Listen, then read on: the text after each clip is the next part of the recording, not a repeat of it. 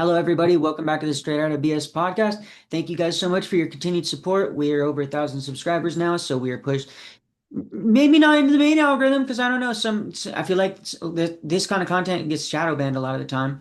But we are definitely out there more because I'm seeing it in the analytics and stuff like that. So more people are seeing this content, and that's really good. So thank you guys so much for that support. Let's keep on pushing it. Next goal is 2,000, and then so on. So let's just keep this train rolling. Thank you guys so much. Thanks to the Patreon members that have donated money. Like I don't do this for money, so anybody that donates to me, it's just like really touches my heart. So thank you for that. I want to do a moment of silence for the person still struggling with intrusive thoughts or addiction or anything like that. So on the count of three, I'm going to do a moment of silence. One, two, three. Okay, thank you for that. And without further ado, I want to go ahead and introduce my guest for the day. Go ahead and introduce yourself and where you went and what years. I'm Sin, um, Cynthia, but I go by Sin, and I went to Ivy Ridge Academy, the program. I was there from '05 to '07, and so 17 months. Okay. And Mhm. walk us through what led up to you being sent away. Um, okay, so I was originally born in Paraguay in South America, the oldest, and my parents immigrated over here when Clinton was president. So things were a lot like more peaceful and lenient. And um, I immigrated over when I was 3, so they left me in Paraguay for like 2 years. So I came over when I was 3. They left me when I was 1.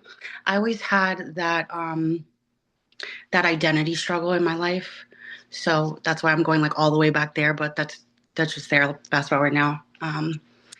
So my parents too, though, like my parents were always trying to build up, build up, build up. Like my dad was like a busboy, and then he was, a landscaper. He had his own business, and then my mom had her business, and we went from being really poor, like really poor, to I just remember one year I was like 11, and I was going into the 6th grade, and we moved into this like huge house, and that's where I spent the rest, well, until after Ivy Ridge, but that was our house for a while. And I remember just being very confused. But I also remember that house like always having nothing in it. It was a big house, but it was like ugly on the inside, right? I used to call it like the house of horrors, dude. But yeah, I always felt like that wasn't really my home, and we were in a very white like area, very white. Everyone had money, um, and I didn't. Mm-hmm. So I ended up becoming like how my parents were, where I was constantly trying to fit in somewhere, you know? Um, no, no, buddy, go. Sorry, my dog It's all good. loves or something.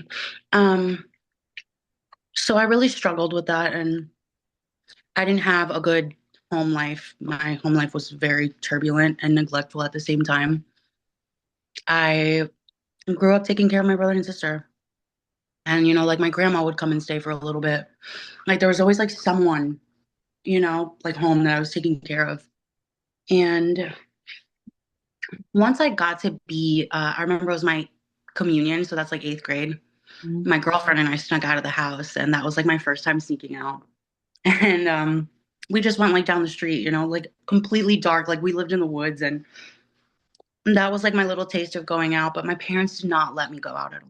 Like they were strict. They were really, really strict. I could not do anything. I couldn't take a piss without them being there. It was intense. And so when I went to high school, I went to 100 Central, which is in Flemington, New Jersey, and that's like the biggest high school in New Jersey. And all of a sudden, it was just like a whole new world. And I started going through puberty, and like I really wanted to go out. Like I really wanted to have friends. My friends would always invite me places, and I wouldn't be able to go. So it was like to the point where like no one would even invite me anymore, right? And so high school hits, and I have new friends, and um I have like a boyfriend, and obviously my parents didn't know, but I just wanted to like have friends. Like I would stay after school and my teacher, my like two of my teachers would write me like a bus pass so that I could take the late bus just so I could stay at school for half an hour longer. That's how it was. So I started rebelling uh after I think things just took a turn. I don't really understand what was going on there because my father wasn't an alcoholic. My mother was not either. Don't get me wrong, when they would drink, like they would, I just remember the car swerving all the way home, but like they didn't drink. They really didn't drink until I got older, like after Ivy Ridge. But my dad was just always very like violent, and he always had me doing like his paperwork. Like he had QuickBooks, so I was just like always working. I would sit there for like so long. I just remember the last time I sat there and worked with him, I was there for like hours because he would do all of his monthly bills. And I would do it because my dad was illiterate and like this was English, like he didn't speak that either. So um that was that situation at home. And then my mom too, like my mom didn't speak English, so I would always go with them to their jobs. Like I just never had I don't remember having like fun during my childhood. Um so my dad and I were working at his table, and I just remember saying like, "Well, do you want me to kiss your feet too?" Like I was just a normal teenager, right? Like, and you don't do that. Like that wasn't how it was back then, at all. So I just remember like getting hit and like not moving at all because like that was just how I was conditioned. Like afterwards you're just, and just feeling like blood pour down and just not moving, just looking at my dad and him just staring at me like I don't know, just very intense moments like that. And my relationship with my mother was not good. So I just got really fucking tired of it. I got really tired of it. Yeah, something clicked in me. And I think it was my girlfriends because I had two girlfriends and they were my friends since like middle school, Kayla and Logan. And Logan was like the last child in a house full of like hippies.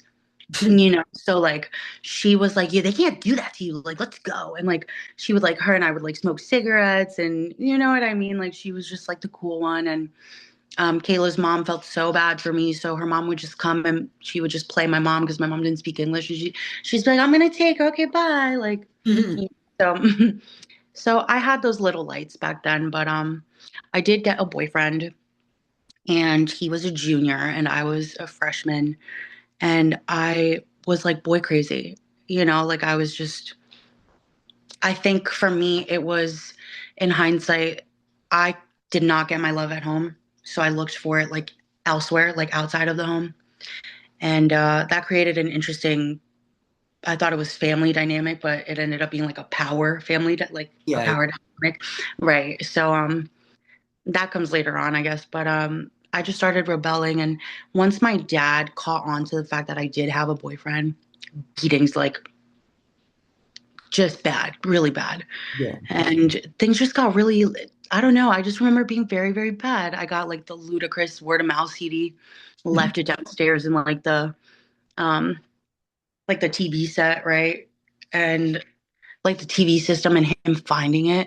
I just remember like running upstairs and like closing the door to the shower, Yeah. pretending I was showering, Yeah. and so very violent. And um my dad just kept like threatening me, and I just kept answering back. Like I just remember one time he was like, "You're not eating in this house. Like why are you eating in this house? You're gonna have to pay for that." And I was like, "You're not gonna charge me. I'm fucking 14." Like what? It was always just so, like just provoking, right?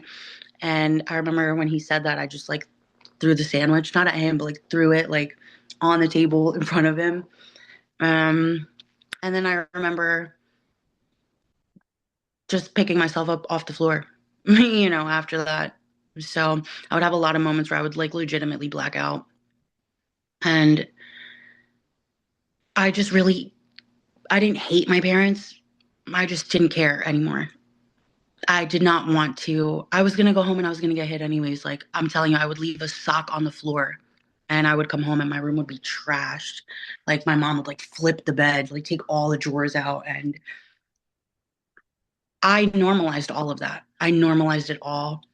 I thought everybody got hit at their house. I knew my parents were extra, but I thought everybody's mom and dad socked each other in the face. Like I really did. And once I started realizing that that wasn't the case, I just was like, I don't care. You're gonna beat me anyway, so I'll take the beating whenever I get back home. But then it would turn into like I wouldn't go home. You know what I mean? Like I wouldn't go home. I'll just go home in the morning, you know? And then I just didn't want to go home. I think I was brave, you know. I think I just thought I was brave, or I didn't think I was brave, but I think I was just doing what I did at that time. I don't know if it was just dissociation, but I took all of my beatings well. And I think it just got to a point where my body was like, no, like I was just didn't want to go home. I did not want to go home. If we ever got caught, like I remember we would get caught like smoking right outside the high school, and the girls would be like, please don't call my mom, please don't call my dad, and I would just be like, can I just stay here for a little bit, like, but please don't call my mom and dad. And I do remember just always lingering around places.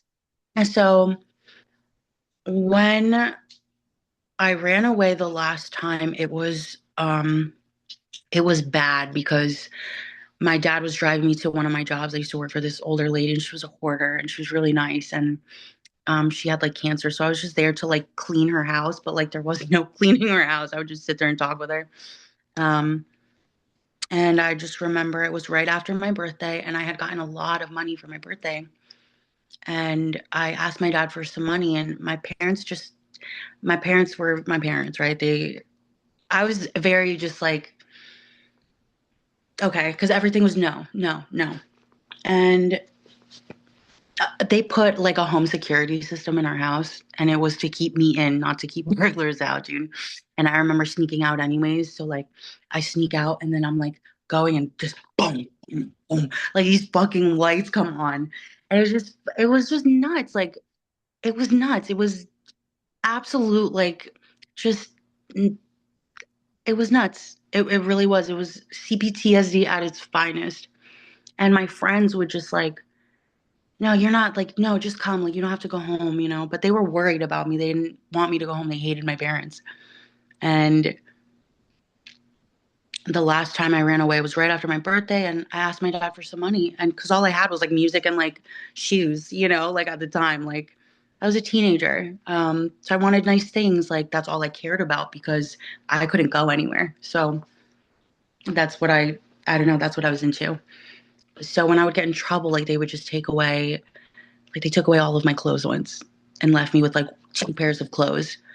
Took all of my clothes and just that you care about that so much. That's how you're gonna go to school. And my neighbor Alicia like lived up the street, so I would like run up there and like change into her clothes and shit, you know. So it was nuts. Like it was very nuts. I kind of I don't mind sitting and reflecting over it, but it was pretty crazy. Luckily, again, I thought it was normal because Alicia's parents were like that. So sometimes she would come to my house, and I would always leave my window open for her, and she would just climb in and like sleep on my floor and then get up and go before I even woke up, and we would go to school together. So very normal for us. And one day my dad he hit me so hard that like my head just like bounced off the car window. And it was just a different feeling. And so I went into Miss Carolyn's house, and I walked in, and she was just like,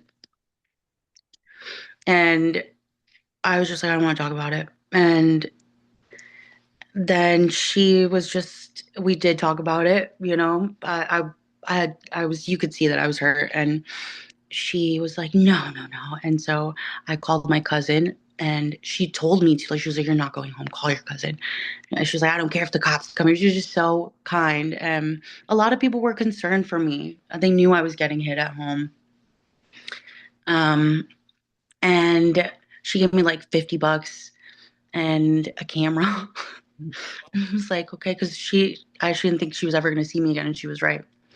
Because I wasn't allowed to work after that. But I ran away for like the longest, and it was like 3 days, and like the cops were like closing in on me. Like they had already come to where I was. I went to my cousins, and then my dad and my uncle were called the cops on them. And then my cousin was like, I'm sorry, like you can't stay here, but I'll take you where you want to go. And so then I stayed with my boyfriend for like 2 nights. And then I remember just waking up because like he went to school and he called me and he was just like, listen, you're gonna have to like turn yourself in because like they're coming. Like they're gonna come to my house again. They had already been there. So I walked to the shop, right? Grabbed a payphone and called and I was like, "Hi." I remember I was like, "Hi, I'm the girl that's missing. I I'm missing. I'm here at the supermarket." They picked me up. I remember getting there. My parents were already like in a room and they're both sitting there like in this little room, those little conference rooms and stuff. And I just remember this lady sitting down and like another lady coming in and this lady was like, um, do you mind showing me like what's here? And I was like, okay. And then she just kept like kind of prodding because I don't think I was really gonna say anything, and I was like very uncomfortable. So clearly she wanted to see, you know. And then she was like, "Are you okay?" And I was like, "I don't want to go home. I don't want to go home." And she was like, "Okay." And then they put me in a shelter, which I thought was crazy because I was not a bad kid. I used to lie at Ivy Ridge and say that like I smoked weed and I did this. Like I smoked weed like a couple times, like at the very end. Um, I think I wish I did, and I think I made up for it since then, but I really wasn't. I was just dying to go to friends' houses, and I'm going to honor that because I was rewriting my story for so long. After you get to Ivy Ridge, it's like you're not allowed to say, but I was getting like the dog shit kicked out of me, and I think I think I was a pretty normal kid, and I ended up being a really tough kid because I took those beatings and just still kept, going on. So Dyfus got involved in my house. They got involved, and it was so good for me because my caseworker was this lady named Christine, and she was like this little itty bitty thing, and but she came twice a week, so I knew it was serious because that wasn't standard for Dyfus. Like Dyfus would come like once a week, I think. What's Dyfish? Child Protective Services. Okay. Okay. Oh, I'm so sorry, I skipped an entire part. I went to the shelter for 2 weeks, and I was like, this is So no you place for me. transitioned into the system or whatever. Yeah, so I'm sorry, I completely jumped. I Oh, turned myself in after running away for the longest time. And there was when I told the lady I don't want to go home. They put me in a shelter. And I was at that shelter for like 2 weeks, but I didn't want to be there. yeah. I didn't want to be there. Like those kids were like tough and like I was not. Like they were just from like a different town and I didn't like it. I didn't like it at all. And I was angry because why would I have to leave when my parents were, abusing me? So Um, I just remember that was when my pattern disruption started because I started questioning things for the first time. Like, well, why do I have to? Why? What's going on? So I went there for 2 weeks. And then after that, I was like, I want to go home, begging to go home after the first week. I went back home. And when I went back home was when I had my caseworker, Christine. Christine would come to my house twice a week. She would have Sunday dinners with us. She would come after, she would come to see me while I was at school to check on me and then come see me again afterwards. And she just spent time with me. I remember us walking outside in my backyard. My parents had like a really big backyard and she would sit and have dinner with us. And she was really nice. I remember really caring for her. I loved her. And I thought she loved me too. Um, and then I just remember us having dinner and my dad said something and Christine just like looking at my dad and because she had to be there. She really did. It's like every time she was there, she was like mediating something or just, not even. She was just kind of like the Gestapo, but like she was so kind to me and she was the itty bitty thing. And I remember one time she got to the door. My dad was, saying goodnight and she just looks up at my dad and she's like, if you ever talk to her like that again, this is not going to stay like this. So you need to watch it. I'm not going to tell you again. Do not talk to your daughter like that. And I just remember my dad, like, like super narky. Like it was a very machismo thing with him. We come from a different, like a third world country, like very poor country. And everything was very rooted in like, narcissism. just don't test me. I'm so masculine, blah, blah, blah, right? They So he did, raise their kids differently too yeah, no, for sure. than My America. dad, hmm my dad was one of 15. Yeah, yeah. Yeah, in a 15-person family, like there's bound to be some discipline going on. 15 person family in fucking South America.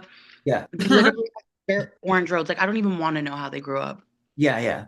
You know what I mean? Like, but I remember my dad telling me, like, uh, my dad would tell me, like, I had my first pair of shoes at 15. And I'm like, okay. You know, I did get caught shoplifting with my friend Kayla. And when I got caught, we're in the car driving home. And I just remember this was the one time, this is the one lecture I remember from my dad. Everything else was like, I didn't give a shit. But he's like, listen, that was the first time he tried to talk to me, like give me that talk, because he never did. He just would hit me. And he's in the car and he's like, listen, when I was your age, I was crazy too. I was crazy. I used to steal chickens in the backyard with your Uncle Jimmy, and the neighbor would come out and shoot at us, you know? And I was like, yeah, but I was being sarcastic. He was like, yeah, you know? So um my dad and I had little moments, but my dad was never home. And when he was home, my mom would get really angry that he would give me any kind of attention. I think it was a really weird time. Um, to be honest with you, it was like I just stayed away from my mom. Um, I realize now, like, that she probably wasn't on so much on the spectrum, like the narcissism spectrum, but you can literally like beat it into someone. I really do believe that. I don't think that survival is any kind of like, it can go any way. Because PTSD itself, think about it, that is that disorder. It's literally like the hybrid of all mental disorders because it mimics other disorders when you're in that system to keep you safe. Yeah. That's why it's CPTSD. So it's like if that's the case, you know, and just becoming like a highly sensitive person's coach and getting my certification there, and then realizing that like highly sensitive people, it's I can't say this, I really can't, but I believe it's just a subset of autism, and I am diagnosed autistic, right? But that came later, and um, but anyways, I got sent to Ivy Ridge the third to last day of my freshman year. So I was very confused. I got sent by transporters. I think I was prolonging it because I didn't want to get to this part, but I I remember feeling like something was wrong, and it was weird because I went to sleep early that night and I never do. So I went to sleep at like 6 o'clock at night. So I woke up at like 5 a.m. and I just heard like whispers in my hallway, and I was weird, right? So I just like stayed in bed, and I just remember staying in bed and just looking at my door. Um, Two huge hillbilly motherfuckers came into my house, and I mean my bedroom door, and my dad was of course right behind them, like you know, and I'm just like, what is going on? Like I didn't react so much, but I just remember being like, what's going on here? And um, my dad was like, they're here to take you to your new school. Like my dad was very proud of the fact that he was sending me away to a boarding school. Um, it was to silence me, spoiler alert, but he was very proud because it showed that he was, you know, like paying, like he was always trying to prove himself. Very narky, right? How he sent me to Ivy Ridge was he used to be a landscaper for this Mr. Pete, but Mr. Pete was chief of police, right, in Bridgewater. So my dad would always go to him whenever I was having, you know, he was having problems because he literally wanted Mr. Pete to, I guess, I don't know, whatever. So he was like always going to Mr. Pete, like, I'm so, you know, I'm going through this. And Mr. Pete gave him the brochure to Ivy Ridge. And my dad sent me there like the next day. Um, so these transporters came in my room. And I just remember Sorry, I'm gonna turn that off. I just remember I was like, all right, walking to my bathroom and being followed. And then I was like, because my bathroom was right across from my room, like, sorry, buddy. And my bathroom is right across my room, so I just remember like having like that. I just thought it was weird, but I didn't panic. I was just like, what's going on here? I didn't want to ask. I think it was because I didn't think I could ask. Like I was very, we were raised different. Like you don't talk back. You don't, no, you behave like, right? Um, um, I just remember looking and being like, okay, I brushed my teeth. I like prolonged everything. And I was like, okay, I need to use the bathroom. And the lady was like, okay. And like, just huge. And so she like wiggled to the right. And the other guy like got out. And then she like closed the door. And then she was like, I'm not going to look at you. And I was like, what is going on here? And she was like she had these glasses and she was like, just finish up. I was like, all right. Um, So I go back into my room and I was like, what is going on? And I was like, give me your phone. Like, I want to call Abe, which was like my boyfriend at the time. And my dad was like, sure, here. Like, he was just very, I don't know, like threw it. I was like, okay. And I called and he didn't answer. So then I start panicking and I'm like, oh, I'm not going anywhere. It's summertime. Like, I'm not going to, there's no school. I started thinking that my parents had paid someone to like kill me. That's genuinely what I thought. I didn't know about anything. I would have, I think I'd rather they would have just put one in the back of my head and just quick and painless. Like, I just remember not panicking. Like, just, am I gonna like die right now? That was genuinely what I thought. And just wondering, like, why my mom wasn't in the house, my sister, my brother, no one was home. And I was like, are they gonna kill me here? Like, I didn't know. And, my dad was like, "No, you're gonna go to your new school in New York," and I was like, "New York? Okay." I thought I was gonna be like the next Gossip Girl or something. I was like, "Yay," because a lot of people push like Ivy Ridge as if it's like for a lot of it. I'll say this: for a lot of us, it's the lesser of two evils. For me, that was my case. It was the lesser of two evils. Um, and they let me pack everything, so I was like, "I'm going to my new school like later." Like, okay, see ya. But then I get to the car, it was child locked, and I'm just like, all right, like this is a child lock van. And then my dad coming to like the front, and I just remember him saying bye. And I just remember like jumping over that, like just jumping into like that. I just wanted to kill my dad. Like I didn't really understand what was going on. And then I just cried until I fell asleep. And they stopped at McDonald's. It was a very long car ride. I just laid down because I would always like to lay down and look out the window, but I was upset because this window, like you couldn't see out of it. It was like gray, like slate. Like gray, like mesh slate. I couldn't see out of it. And they stopped and they were like, "You want to get McDonald's?" And I was like, "No." And she was like, "You're going to want to get McDonald's." And I was like, "Okay." And I didn't eat it. And I think I still wish I did to this day. We get to Ivy Ridge and I can see in the door like that these guys are pivoting. And I was like, oh shit, like of course my dad sent me to fucking military school. All right, like this is crazy. I'm like, I guess we get to wear like our clothes when we're not in uniform, like on the weekends or something. Like, I was just always telling myself, like, It's I not that. guess Yeah, what? it's not that bad. Yeah. Yeah, I think I was always just thinking that I don't know, like it's okay, like this isn't what I think it is. Like I didn't know what to think, right? And then I remember being already at that door and seeing that he had a magnet on his thing, and I was like, oh, they're gonna lock me in. And then I was in. I was in, and I just started crying. I started crying so hard. And I think I was probably one of the biggest cries. I cried for like a week straight.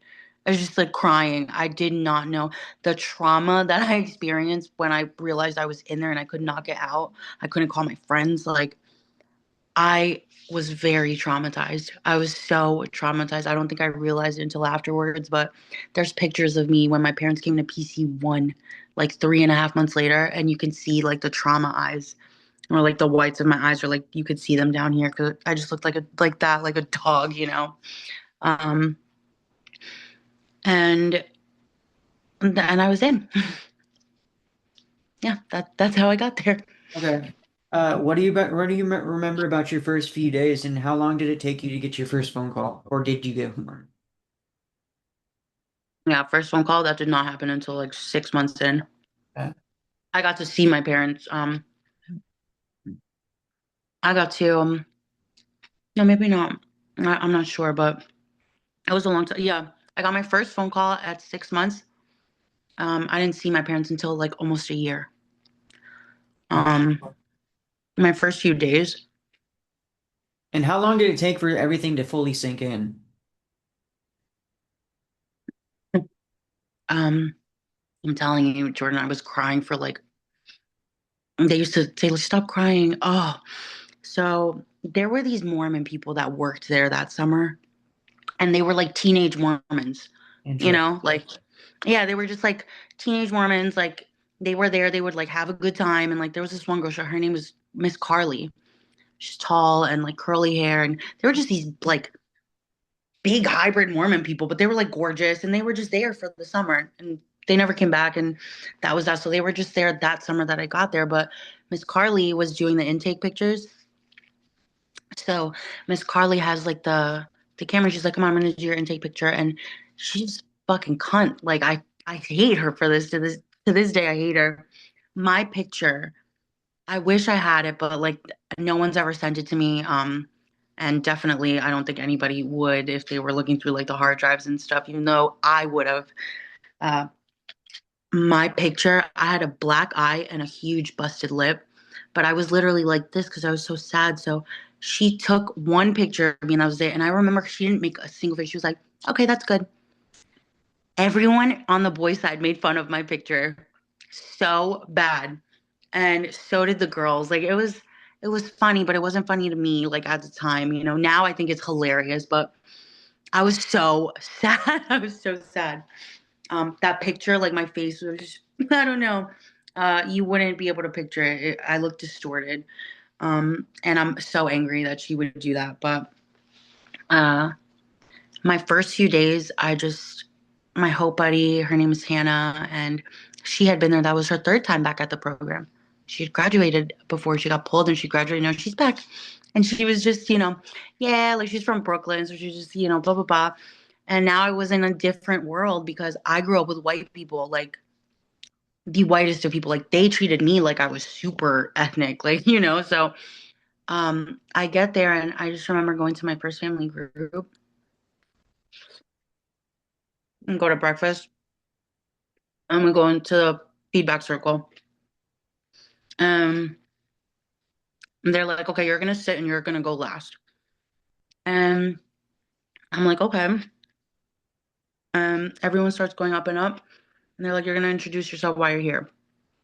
And these girls start going up, and I just remember certain people going up, and like my one girl, Kathleen, she was like, "Hi, my name is Kathleen, but da da da da. I don't want to say her last name on here, and I'm here. I'm from Queens. I used to steal cars. I did coke, like, and I was just like, wow. I was like, wow. And then this was my first impression with the girls, and I didn't make a good one because I'm looking at them and I'm just like, I was not cool like that. Like I did not do anything. I had nothing else to say except for like my parents beat me. And when it was my turn to speak, I just remember like holding myself and just be like, I don't know why I'm here. I shouldn't be here. And the girls took offense at like they were like, oh. But my first few days, everyone just felt really bad for me because I just kept crying. Everyone felt bad. Um, um, I hated sleeping in the hallway to this day. 'Cause you have to do that when you first get there for a period of time, correct? 3 days, Okay. 3 days, and I just remember not being able to talk after those 3 days. But my buddy Hannah, like she was like, okay, you're gonna be okay, okay. Like she was just sweet. And these are things that I'm reliving now that I love that. It's like just little things that you didn't pick up on then, and I think about those things constantly now. Hannah was very sweet. And after I couldn't talk because I was off of whatever, I still had like an okay time. My first family congeniality, we took care of each other. We had little tiffs and stuff. There was like little cliques and um I don't know, I just remember like being in the main clique, like the cool girls, right? Like I always think of them like that. Like Kathleen, the one that stole cars, that was their clique. And I just remember feeling loved and we would break the rules so bad. And so my experience at Ivy Ridge was like very different because I I started learning how to break the rules there because I never had before, like except for like running away from home, you know? And I just remember feeling bad for other girls when I heard their story because the group that I was in, um, at the time, I didn't know I was neurodivergent at the time, but I just remember them being like kind of like just a certain way, and I wasn't that way. And we had all different kinds of people, right? So you had some girls that like got made fun of, and like some girls that just didn't fit in, or some girls that started, really told on you, and that family wasn't really like that. But there was like one or two people that they were like that, and like they would do some sneak shit, so like you would have a great like really good time breaking shut down with your like other bunk buddy, like you guys get no points every day but you're talking all night, like blah, blah, blah. Great night. You literally go to breakfast, you're gonna get a 100 portion because it's Chef Chester's a brown sugar oatmeal. Like you are feeling good. You're gonna get like two glasses of milk, you're happy. And then you're done eating, you go and sit for a family group, and the journal's like, pick up a break and shut down. And you're just like, what the fuck? Like, it's 50 points. Like, what? And then you just always would be like, who? And then it would just be like one person. I just remember this one person just, you know, and I couldn't do anything to her. I couldn't do anything to her. I couldn't say anything to her. So, um, I think that's why that actually, I'm really happy that we're talking about this. That's why we were like that. We couldn't do anything to her. So we would be really, we had the numbers, right? And I just remember them kind of being like, taking it a little too far because like they would talk, like they wouldn't care. My one girl, Ariana, like she would just be like, fuck you. Like, and I just remember kind of like following the crowd, right? At the time, I didn't know it was masking, but I felt love there and I got to level 3, but I was constantly dropping. I wasn't dropping all the time, but I would get to like a good level and I would drop. Like I would get a no passing. I I don't know why, but we all dated people in there. And it was very weird because how we would date is like we would walk in line to go to like get our meds, Okay. like Medline. And Yeah. the guys would be like leaving the cafeteria. And we would be like there and literally, I'm not even kidding, Jordan. Like we would just make eye contact with someone. And like it would be something as simple as like a you're dating, right? And then you would just keep making like those like ojitos, like those eyes with that person. And I was boy crazy. So the guy that I dated at home, like I was just like I would still cry about him and stuff, but I had a new boyfriend when I got there. Like at the time, I felt so rooted in shame about it because we're not allowed to do that. So that was why I always got in trouble. I got in trouble because I was friendly with the boys and I know pass with the boys and my family that I like loved, right? Oh my God, I just remember this stupid Caroline Larson, this fucking upper level too. I just remember like her giving me like just certain feedback, right? And it was just harsh, dude. Like, you know what I'm saying? And there's people that I don't remember anything but how they made me feel. And I just pray to God that I always made them feel like, and I knew I was not like this cruel person. I knew I was cruel to people at times. We all were, but we were not, some people in there were just fucking off. Like they really did enjoy, like keeping you in place. It was weird. Like they had a very like a demeanor of like an adult, but we're not, you know, Just fully bought into the program. And just like program. fully bought into the program and just being like, you're breaking a rule, I'm gonna fucking call you on it. I don't give a shit what it is. Like just like there's just Yeah. like that. Like Yeah. there was this one staff member called Mr. Dave, and everybody hated him, but at the same time they respected him because they knew that you fuck around in front of Mr. Dave, he's gonna snipe you with the fucking consequences. He was Yeah. a ex-sniper Marine. Like he would snipe people with consequences. He used to snipe people in real life. Like Hmm. rules around him, you're gonna fucking get the shit. Like they just everybody knew that, you know? And there was Yeah. but we respected him because he always would call everybody on it all the time. He Yeah. didn't stray. Yes. He was consistent at least. You know what I You mean? knew who the sticklers were. Yeah. Yeah, for sure. How does one upper level, she was the worst one. Out of all the people there, I remember her for being the shittiest person and the shittiest upper level. And with that being said, like I still remember trying to like win her over. Yeah. You know what I mean? Like, and I remember the only time that she was ever kind and I felt like she was human was the night before her graduation. Like, she came to my room and she was like, you know, because they would come and say goodbye. They would always leave in like the middle of the night. So she came into my room and like we finally got somewhere, me and her. Um, but I tried really hard. Like she was not a fucking kind person. She was just she was a stickler and she was a bitch. Yeah. Um, so again, I tried really hard to get her approval and I did at the end, but you know, then she left and that's that, right? Other than that, other than her, like most of the upper levels were, I don't know, there was like a couple more, but no one was like her, honestly. Uh After that, it's like my heroes were like getting like Kathleen, Emily, Ari, like they were going because they were threes when I was one.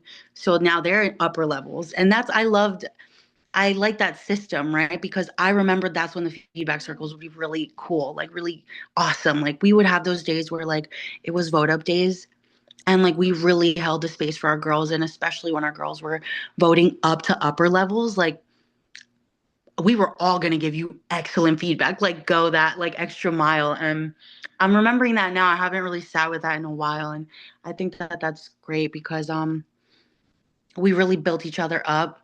Like we helped each other out. And my family congeniality was really fucking cool. They were really cool. And Rachel Robinson was on that team and she was just the love of my life, my sister, my big sister. And um, it was just a really good family to be in. And we would break the rules. We would break the rules all the time. Congeniality family was great. I really did have a good time with my first family. That first like year, I felt comfortable enough to like have a boyfriend or whatever, and then just like always breaking the rules, always no passing. We would sneak into each other's rooms. Um, we would sneak into each other's rooms. So my girl Ari was like the waxing lady. She would get like panty liners and she would do our eyebrows. She was like Armenian, so she had like really thick eyebrows. Some of the girls like they were like woofing it in there, and that was like embarrassing to to us. Like we had these school skirts and like leg hair, like it just and you had nothing to do but hate yourself, and not feel pretty and you couldn't even have more than like a certain amount of hair ties. And it was just, that's all you had to think about there though. And I feel like that's on purpose. It's, you can't look out the window. So what do? You compare yourself and just think of how miserable you are without that extra hair tie. You want to put your hair in a bun, like just it's little things like that. And I remember too, like I can't eat candy bars anymore because I remember on Sundays we would all eat candy bars and it was in the seminar room because we would all watch a movie. And in my mind, it was like, yay, like, love this. Like, we would always get like a good movie and stuff. And But I just remember looking over at like Kathleen, and Kathleen was like my idol, and she would just be sucking on this Milky Way, and it was like it was like a shiv. It was like pointy, and she would just suck on it for the longest time, and so many girls did that, and I fucking hate them for that. I hate that they did that to us. But in congeniality, always too, you always had girls breaking off pieces of their candy bars and giving it to you. Yeah. So I'm so thankful for congeniality. I love those girls so much. My family rep, her name is Miss Kim. I think she was like dating supposedly free for a while. Obviously, that didn't last because he wasn't into that. But um, I think she got fired over it. Like she was just very free spirited, and she didn't. She was very kind, and she was cool. Like she was really cool. I used to think she looked like a vampire because her skin was like it almost looked like bluish, and she was very very cool. And then one day, um, they broke our family apart. They broke our family apart, and that was like my first really big heartbreak in that school because this other girl, Jessica, and I, Jess Oviedo, we used to make plans. We got there at the same time. And she was like this little Colombian girl, and I was from Jersey, and she was from New York. Our parents did seminars together. They would have sleepovers together and stuff. And her and I were really close, and we broke the rules together from rip. Like I didn't need anyone else's. Like we were breaking the rules because two level ones can't talk. So Yeah. she's the girl. She's the girl that I would get the breaking shutdown with. Because we'd talk all night, like just across the room from one another, and it just sucked. Like we got ripped apart, and we were making plans to steal a bus. Listen, I was just like a co-signer, but she was like, "I'm gonna steal a bus and we're gonna get out of here." And I was like, "You think we can do it?" And she was like, "Yeah, it's okay. Like I can definitely drive a bus." And we never did. Our family broke apart, but would we have? I can't say. What do you mean by Probably. that broke apart? Um, they would break family units up sometimes Yeah. Yeah. and put everyone in different families, Yeah. Okay. and that was crazy to me. It was like you never want to get too comfortable, right? Yeah. But I don't know why they broke our family up. I think it was because Miss Kim got fired, but I don't remember. I think that's why, but also we were like rowdy. Like people knew our family for being like we were gonna check you. Like we would just have the numbers, like it was cool. It was really cool. And yeah, so my family got split apart, and I remember Ray Ray went to a different family, and then I was in Integrity, and Integrity sucked. Like Integrity sucked. Because people would call you out so harsh, like in that feedback circle. Like I remember really liking this girl, and she got like dorm leader. So I was really happy for her. And so dorm leader, I forget which one goes at the front, which one's at the back, but she was at the front, so she would turn around and see us. She told on me every day. And like I just remember, are you open for feedback? And I would just be like, this fucking bitch, like, okay. And stand out. And she would just like, I'm like, okay, my hands are open. And she's like, I really don't think that you're taking your program seriously, like blah blah. And I'm just like, yo, okay.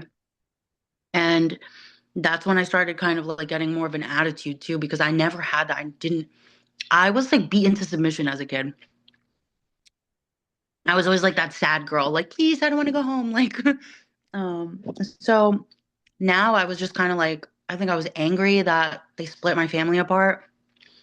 And I was angry that like this like doo-doo head girl was like telling me every single day, like hop off, like lay off me. But I also remember that that's when I learned to like play get back games because I did. We all did.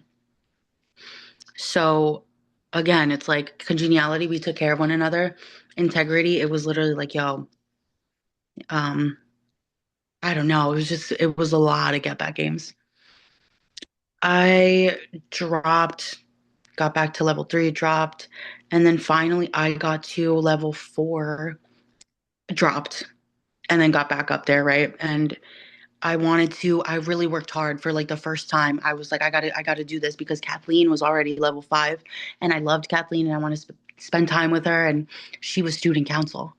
So when she was telling me that she was going to get student council, I was like, oh no, I got to go, like, I got to be an upper level because we had the numbers. Do you know what I'm saying? Like, so she really took care of me in the sense, like, she would be like, listen, if you want to do this, like, you got to get to student council. Like, we were sisters in there. We loved each other. So I got to level 4.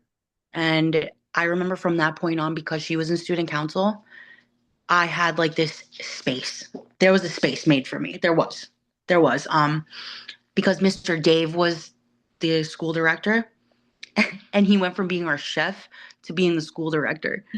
And he was just like, but he was cool. He was cool, Jor. Like, he always just looked at you and he'd just be like, like, he was really nice. Really nice guy. He was not a creep. He was not nothing. He was the father. Like, and he was really, really nice. I remember Kathleen told me what song she wanted for graduation. And she was like, I want Jagged Edge, Promise. And I was like, okay, you got it. And like, I went to Mr. Dave and I was like, this is the list. And he was like, okay. And he sat and like, he's like, okay, play it for me. And I played him the song. And he's like sitting in the summer room. He's like, yeah, but this isn't really. And I'm like, Mr. Dave, please, it's what Kathleen wants. And he was like, okay. But like, and when it played for graduation, I just remember it was like, it sounded ridiculous, like, because it was just like this slow jam. And but I still remember that because he gave me that like freedom, you know. And after Kathleen left, I became shift leader. So I had like space. You know, I had like a little bit of like movement in terms of like I could decide who was gonna work with me and where they were gonna go. So sticklers, intervention. Like cool girls were gonna do the kitchen today, you know, and it was Michelle, Christine, and I. And we were active. Like we did activities, we did softball, we did cheerleading. Um, I was captain, and this other girl, Tiffany, she was my co-captain. We would babysit Mr. Jason Finland's kids at his house. Like I had a lot of motion at that point. I When could did just that start? When did the babysitting start? mm, What level? 5. Okay. No, yeah, Okay. yeah, level 5, because his wife, Miss Maybeth, she just really liked me. She really liked me. Luckily, I kind of like always had luck like that, where I think because I could have a smile on my face and still be like present and still have like, you know, like I wasn't there to give anybody trouble. Um, and I kind of just always like rose to the occasion. Like I just kind of helped, you know, like I think a lot of people had like love for me, you know. But Miss Maybeth, Miss Maybeth was really cool. But we would babysit his kids and shit. And she was our cheerleading coach. Okay. That never coached us. Um, she literally was like, okay, we got to think of a captain and co-captain. I just remember her, she's like, you're my captain. I'm like, Tiffany was co-captain and she hated that because she was like varsity, whatever cheerleader.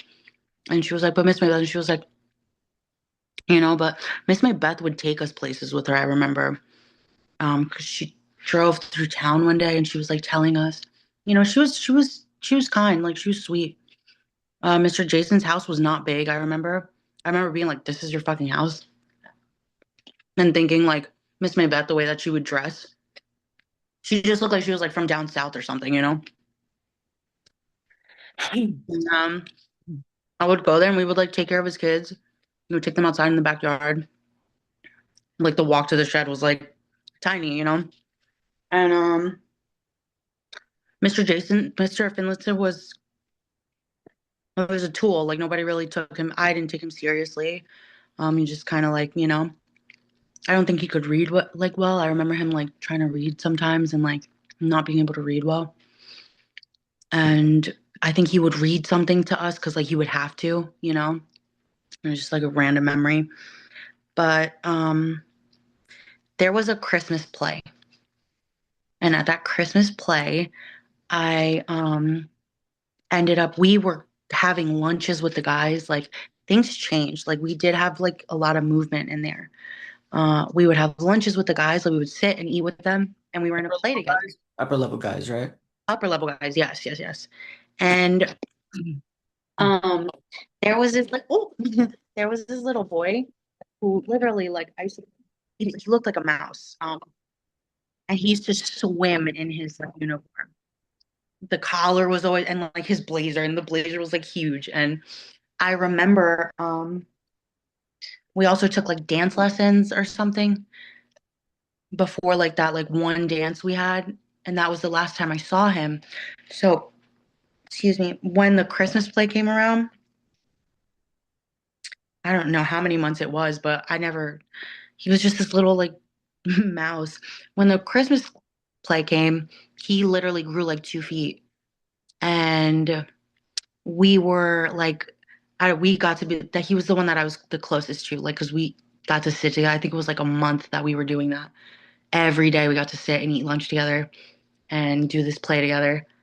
And the play, it was I remember it was a therapist that did it for us, and he just let us have fun. Like it wasn't anything. He was like, do whatever you want. Like so we did like a little step thing, like routine, but like we put it together. And for one of it, like for one of the acts, like it was like TLC, have a very Merry Christmas and a Happy New Year. And we got to like dance. That was like a big thing because even though it's that one song, like that was, I got to do that there. So that was like the highlight.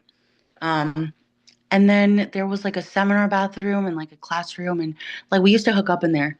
Like we did. So I know a lot of people didn't, but I was like super scandalous because I was just, I think I don't know. I don't know what it was. I wasn't bad or anything, but I did just always push it a little bit further. And I remember like he would have someone like on the lookout. Like I don't know why they let us have that much freedom. Like the boys were different. Like they had like their walkie-talkies. They had a system set up. Like they would always know past us like through the computers. Like they always had something, right? They always had some kind of like motion. If I got dropped, if I got dropped, because Miss Amy, I know you've heard of Miss Amy. Miss Amy, dude, she did not like me, dude. She didn't like me until the end where I think she was, I don't know, it was weird, but she would constantly give me like an onset trend. So it was like a 5 point correction, 5 point correction, three of one, you get a 25 point correction. But for an upper level, you drop. Yeah. So every week, I just remember like labeling everything and like just having a lot of anxiety over that because I would drop every time she was on shift. That like that week that she was there that weekend, like I would drop. And I remember Patrick would just get me brought back up. So like she would drop me. I would just be like in my family line, like crying because it's an onset trend or like something stupid. Like I didn't pass one quiz, but I did the two tests and the other quiz, and I would just drop. And then twice Patrick would get, I think it was Mr. West. I don't know, it doesn't matter, but they just brought me back up. Yeah. And Miss Amy hated me for that, dude. She hated me for that. She was just look at me like she had this fucking weird, creepy ass look, dude. I don't know. I can't even do it because it's just this evil, like serpent look. Um, but yes, I felt really privileged. I just kind of moved. Like I remember Christina, we would just walk through the halls. So I had a good time. Um, until I dropped for a Cat 5 on level 5. Um, he left. He got pulled, and I remember when he got pulled, we were standing in line for the med line, and he already told me he was going to, but he was like, "I'm gonna hug you, just don't move, okay?" I was like, "I'm so sad you're leaving." And he hugged me, and he's like, "Don't move, Celine," and he didn't care. Miss Amy was like right there, and he was just like, and he was like, "I'm leaving." I'm like, "Okay, bye." So he leaves, and then they all had to write like statements of facts because they had to decide if they were going to drop me or not. And then that I didn't, but it was like it was a whole thing. Like I could have, and Miss Amy was pushing for that. But it got to the point where like I was supposed to leave.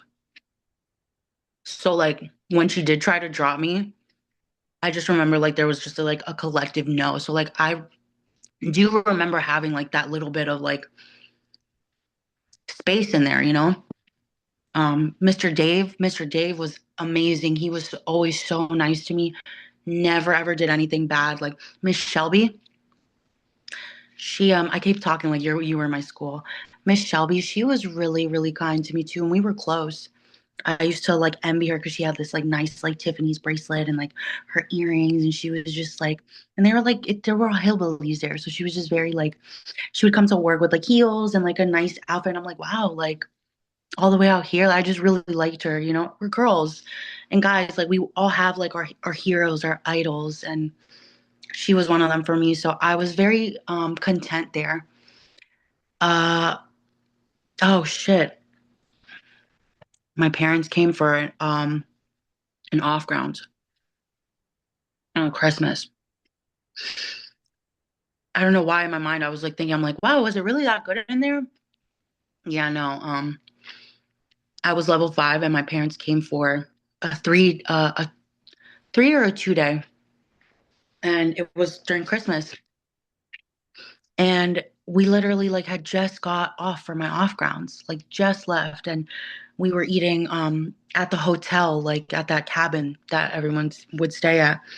And my parents came extra early and we were eating, and then we went back to like their room, and my dad was like, he pulls out this contract and he's like, I need you to um write to the court and tell them, because I had no idea. I had no idea. When I got sent to Ivy Ridge, I demanded to speak to Christine, my caseworker. And I just remember being so angry because I never got to talk to her. And I was like, you guys can't do that. Like, but they had their caseworker come and just meet with me like once. But like, obviously, like they're all tied to them. They want the money, right? So they obviously had their um, agreements or whatever. Cause I remember the little lady, like she didn't even ask me anything. Like she was just like, nope, that's it. And I was like, you're not, oh yeah. I was like, you're not going to ask me like if I'm okay, if I, blah, blah. She's like, no, you're fine. Your parents know where you are and they sent you here, and basically like just put me in my place. Like your parents sent you here and you're safe and blah. And I was just angry that Christine never called and wanted to like demand to speak to me or anything, right?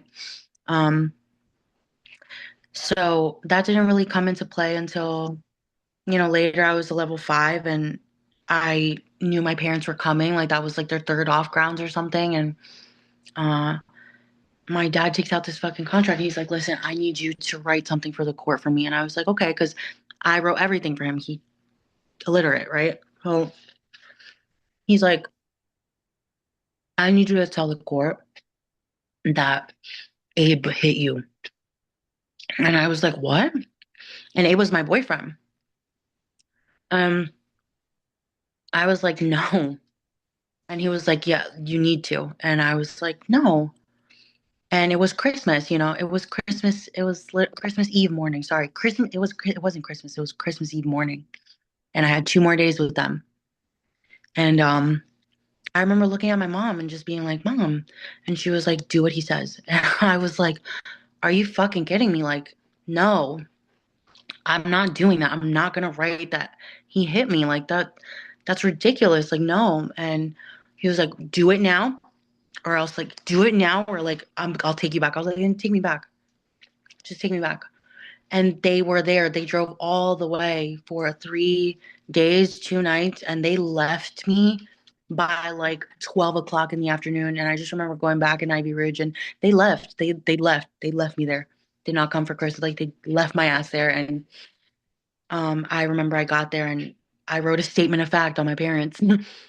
uh, and I told them the truth. I was like, my dad wants me to write something that Abe hit me. And like, that's not true. Like, and oh yeah. And then I was like, no, he hit me. Like he hit me. And Miss Mary was like, it's okay. Like they like hugged me, but I wasn't allowed to say that though. I wasn't allowed to say that my parents beat the shit out of me, but everyone knew.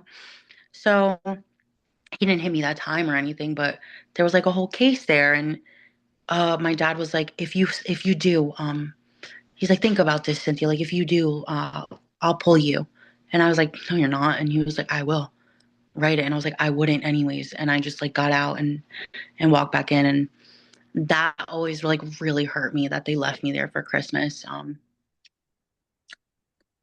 But in hindsight, when you have like narcissistic parents, that is why narcissism is bred. Like why you're, you know, narcissism is like, yes, it's a disorder, but like a lot of it comes from being in these households where your love is not it's conditional. If you do this, we'll do this. You know what I mean? So uh that really bothered me because I looked at my mom and these visits were like so you treasured them and you had by that point you're like brainwashed. You're like not even mad that you're not home yet because I'm level 5. Like I'm just happy to see my parents at this point. I forgot how much I hated them because they conditioned me into like missing them and wanting to go home and then you start to think that like you just start to I think you start to believe like what they make you rewrite, Yeah. you know, because you're not allowed to say that. And that was like my story because of this whole fucking diapers thing with my parents. And um like sometimes the family rep would be like, hey, did you come in here? They would ask me certain questions and I didn't understand why. And now I do, you know, it's because my dad had an ongoing case.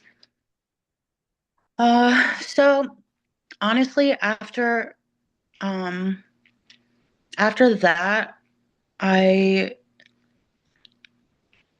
after that I was still hooking up with this boy Kyle, even though Pat left. I was like, you know, just talking to Kyle, and the population dwindled so much. Like it was something was different about Ivy Ridge. Like there was no one there. So it got so small that we left the dorms and we're all in the same building for the first time. And so that was fun because we would just like run around the buildings and like, you know, like the boys would just run around and wherever we were and we would just also too like the upper level girls like we were allowed to walk freely. So Pat left, I was sad and I remember being in the laundry room with Kyle and just like talking and I just like went over to kiss him and my eyes were open and I just see Miss Vera at the door and she's like there but she didn't turn around just yet and I just remember like and she just turned around and looked at me. I got a cat 5. I dropped, I got a fucking cat 5. But when I got that cat 5, uh, Miss Amy held a feedback circle for me. She called everyone into, after breakfast, she was like, everyone in the seminar room. And everyone get in a circle. She's standing in the circle. And she's literally jumping around like a creepy fucking elf. And she's like holding onto the radio and she's like doing a thing. She stops, looks at me, and she's like, so I got up and it was really fucked up, dude. Like I don't no one has ever brought up that feedback circle. But I'm not saying that they should have or anything, but that was like really crazy. It was crazy. You got it like a cat 4 runaway plans if you ran out of the room. Like I ran out of that room that day. I didn't give a fuck. And it was like towards that back staircase of the seminar room, which I no one really used. And I did not care. I remember I just like sat on the staircase and I just cried like all of the girls that I had loved and I would like take my time out to go and talk to. Like I always just like talking and connecting and um a lot of us were just very, you know, we just wanted to talk and a lot of times like when you were off shift, you would just do your own thing with the other upper levels. But for me, it was really important that I like go and talk to a couple girls. I would always make a really good connection with like the girl that I was on shift with, her family. And I would come and talk to her because it was important to me, you know, and we had like a little bond. And or I would come because I had to come and talk to Karita, who was like my little baby, who was like taller than me, but she was the youngest one there. And I remember constantly talking to people and telling and hearing, excuse me, and hearing their stories. And um I remember when I got to upper levels that I could listen.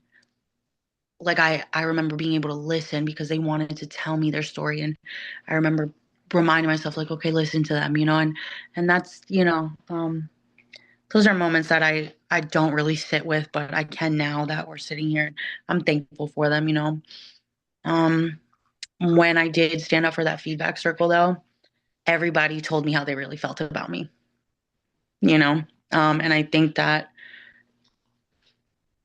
it is what it is, but being neurodivergent, being autistic, like I never followed the same set of rules as everybody. I was highly, highly empathetic.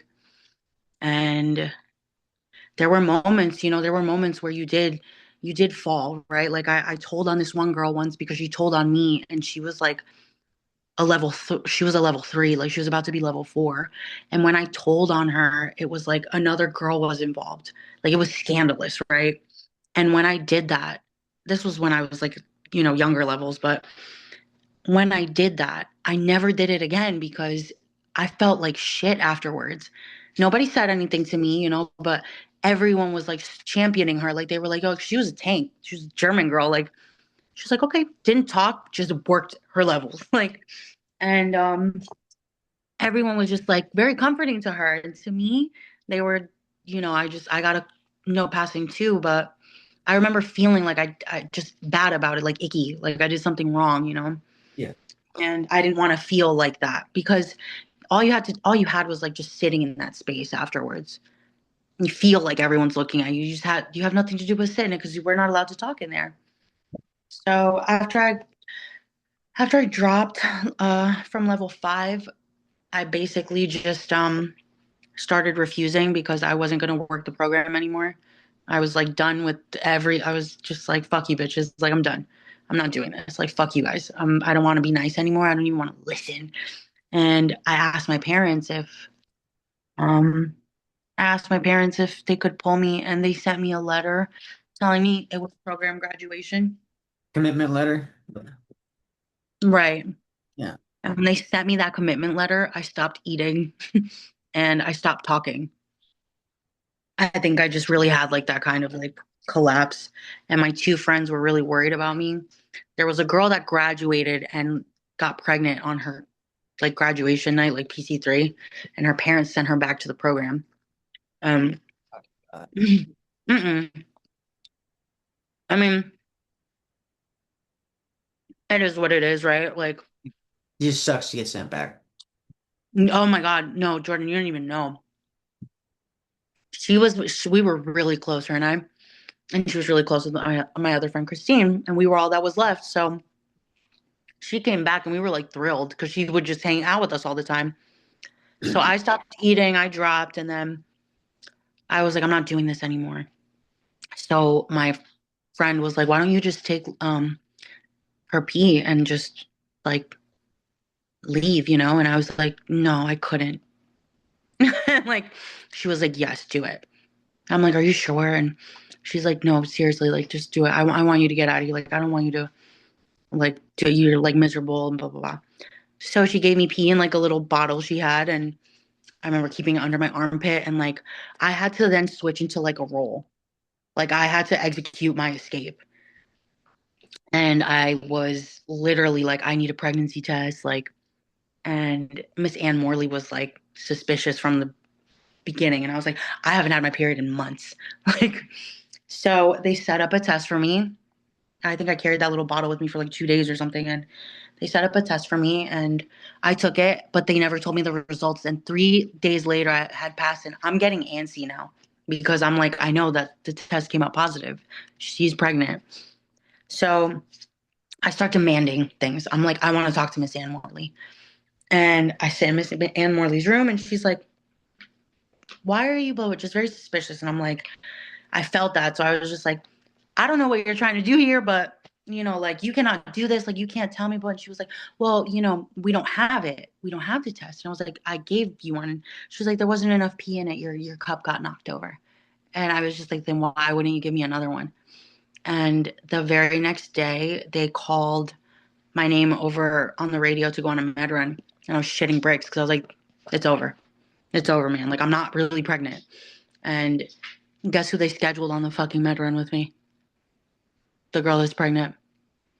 So She and I get to this, it's just her and I. We get to this med office and I don't know what to do, you know, 'cause I'm just like looking at her because I need something from her. She's like, it's okay, I got it.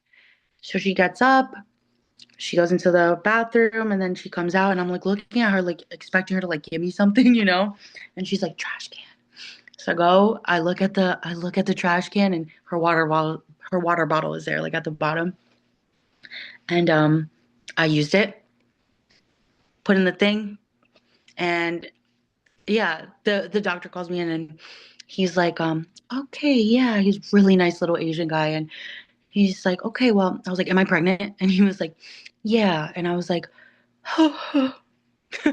like the nurse was in there because you always need a third. And he was like, all right, it's okay, I understand. And I remember I wasn't crying or anything. I was just like really sad. And he was like, okay, I'm gonna go ahead and give you a sonogram. And remember, we're like kids. Like I'm a little, like I'm a kid. So I'm like, shit, it's over. Like, oh no. And then I'm just like, I want my mom. I want my mom. And he takes out his phone and he gives it to me. And I just remember the nurse like, no, can't do that. And he looked at her and he was like, that's a little cold. She can call her mother. She's like, no, she can't. So then I remember he looked at her like he was kind of questioning like what was going on there. But we left. We went back to school. I called my mom, and before this is important, Miss Ann Morley was so suspicious of me the day before. Because again, I was like the school like the school whore. Mr. George Tulip, I remember when I got caught with Kyle, he was like, Pat left like a couple months ago. And it was just him and Mr. Finlinson, and that wasn't supposed to be allowed. Like I was supposed to have a third with me. But it was just them two. And I was in like Mr. Jason's office, and they at one point they had like two offices next to each other. It was weird. So he was like he stood up and he was like standing over me. He's like, you're worse than the lady that screws the milkman. And I just remember like no one ever said that to me before, but I for some reason like really carried that with me for a long time. Like I was just like, you know, that was like I don't know, I didn't I felt like I don't know, I guess I just felt like bad, you know, and I was not. I was a normal fucking teenage girl. I was just boy crazy. A lot of people were. I think maybe I took it up as a hobby a little too much, but like we weren't doing anything. Like we, you know, like it wasn't anything like that. So, um, it was just very odd to me. But that when he spoke to me like that, I just felt I just gave up. I gave up. Anyways, obviously that pregnancy test came out positive and I called my parents, but before I did, Miss Ann Morley was like completely changed her entire tone. Again, like narky as fuck. She was so nice and she was like, "What do you want to do, sweetie? Because what do you want to do?" I was like, "I want to call my parents." And she's like, "Okay, I just want you to think about this because she was insinuating that she didn't say it, but she was insinuating that if I wanted to take care of it, that she would help me take care of it. You know what I'm saying? Like they covered shit up when they wanted to, and they did the same thing when I got pulled. They when I got pulled, when I finally got my files and stuff, like they tried to keep me in the school by calling my caseworker, the Christine, and it's in my files. It's literally in my files. Sorry, it's in my files that they called her, and it says there like although she was distressed to hear that Cynthia's going home, like her case got closed out with her or whatever, and I don't know, just very weird. It's just really fucking weird. I got pulled and they threw that girl back in the program after I left. The one that was actually pregnant? Yeah. Wow. And when I got my files back, I just about lost my mind. My parents were gonna pull me anyways. Yeah. They lied about the graduation letter. It was just another manipulation tactic. So I carry a lot of survivor's guilt because of that shit. I've constantly like wondered like am I a bad person? Am I a bad person? And it's just those little like that's not a little moment, but things like that where I think it just really sticks with you and you try so hard to just kind of like I don't know, put it away at first and then deal with it and then like make amends. But her and I were never the same again because she ended up almost dying in there. She had a miscarriage and didn't have med staff. Like, and she didn't have to go through that at all. Like, my parents were awful.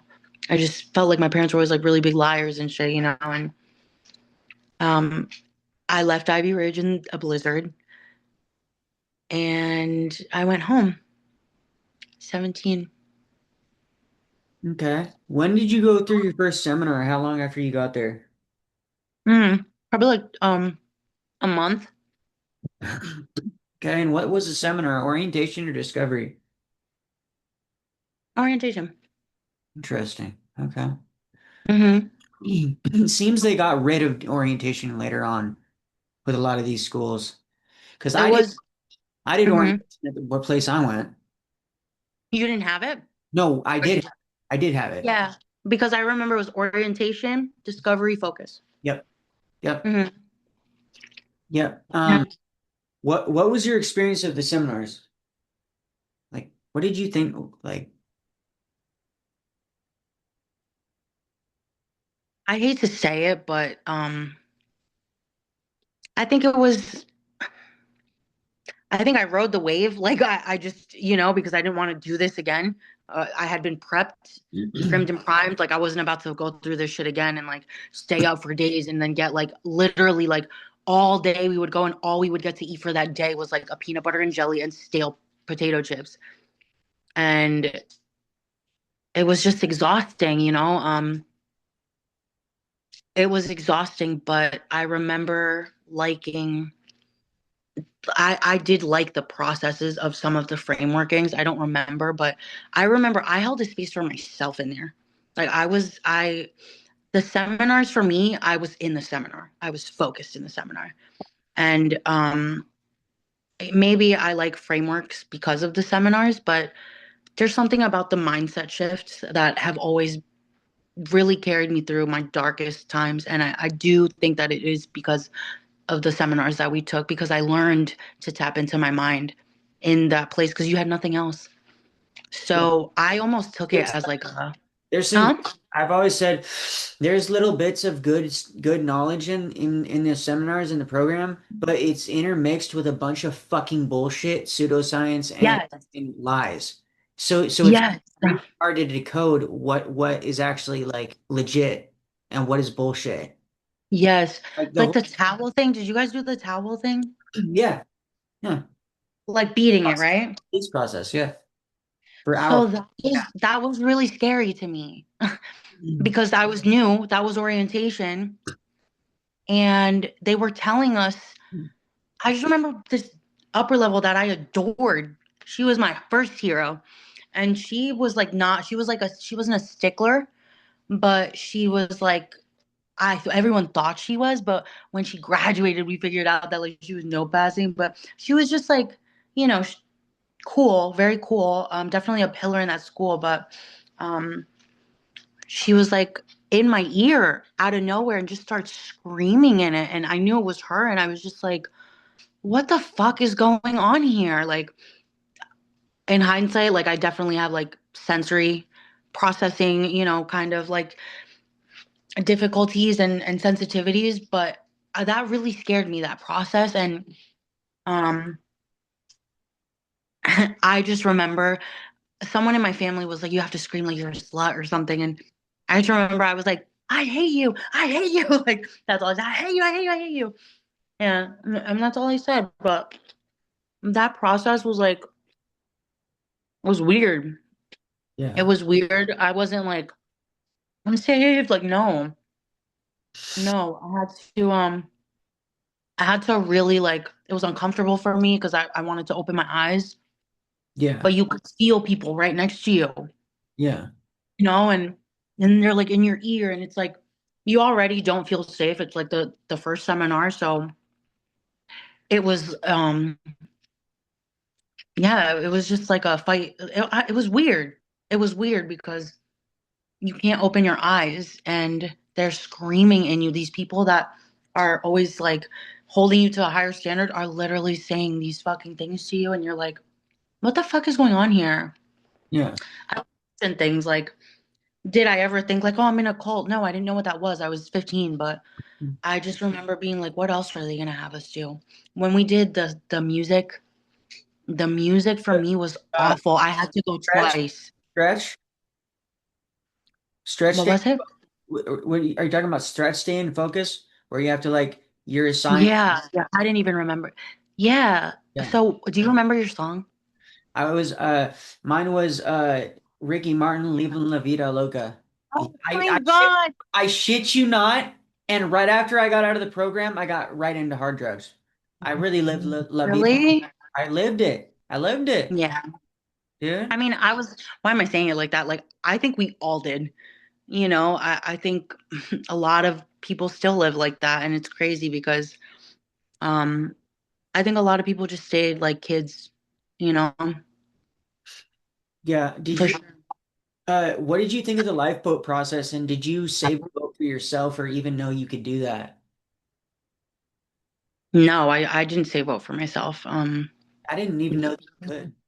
I don't think I did either. I don't think I did either, but I just remember this one kid, he was always cool, but again, like I didn't think we had any kind of anything. And he was like a basketball player. He was like a nice guy, like he was a nice kid, but we were just cool. Like I didn't really talk to him. And when I said you die, because I had to say it first, he cried and I was like, oh.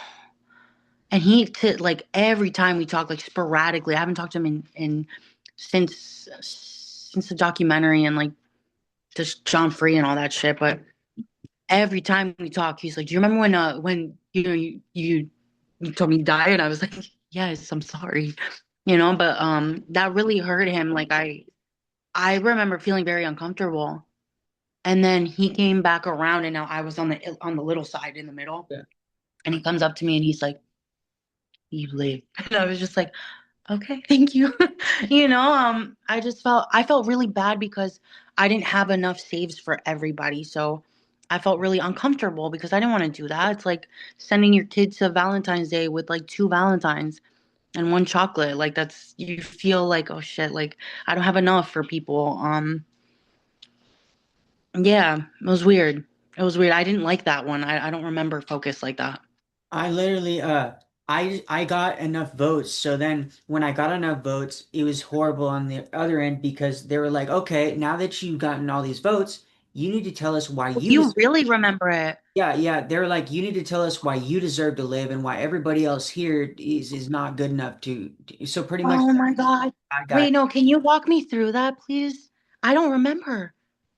Well, for me, like at the end, like whoever got the most tallied up live votes, then they would have to, at least the place I was at, then they would like gave you the microphone and they're like, okay, you have 3 minutes. Tell us why you deserve to live and why all these people are undeserving or whatever. Essentially labeling me the bad guy and why I deserve to. So I went like No, shut the fuck up, Jordan. yeah, I went like 30 seconds and then I was like, I guess I don't deserve to live. I guess I'm a fucking horrible person and I should die like them. Like literally like that's what the brainwashing does. Like they're just like, "Oh, you're bad for fucking living." Like you're bad for fucking Dude, being yes. Did you hear about like that Project Monarch stuff and like that MK Ultra shit? Did yeah. you did you? I Because step a lot, yeah. they put us into roles. Like so like those like Yeah, narcissistic, huh? alters. And It's alters called monarch program. it's yeah, yeah. So like some of us really do have like those psychic abilities. Isn't that crazy? Yeah. And then some people really do. Some people have like an auto delete button where they off themselves. Like that's fucking nuts, Jordan. Or if somebody says a certain phrase, they'll We fucking were projects. Like they ran experiments on us. yeah.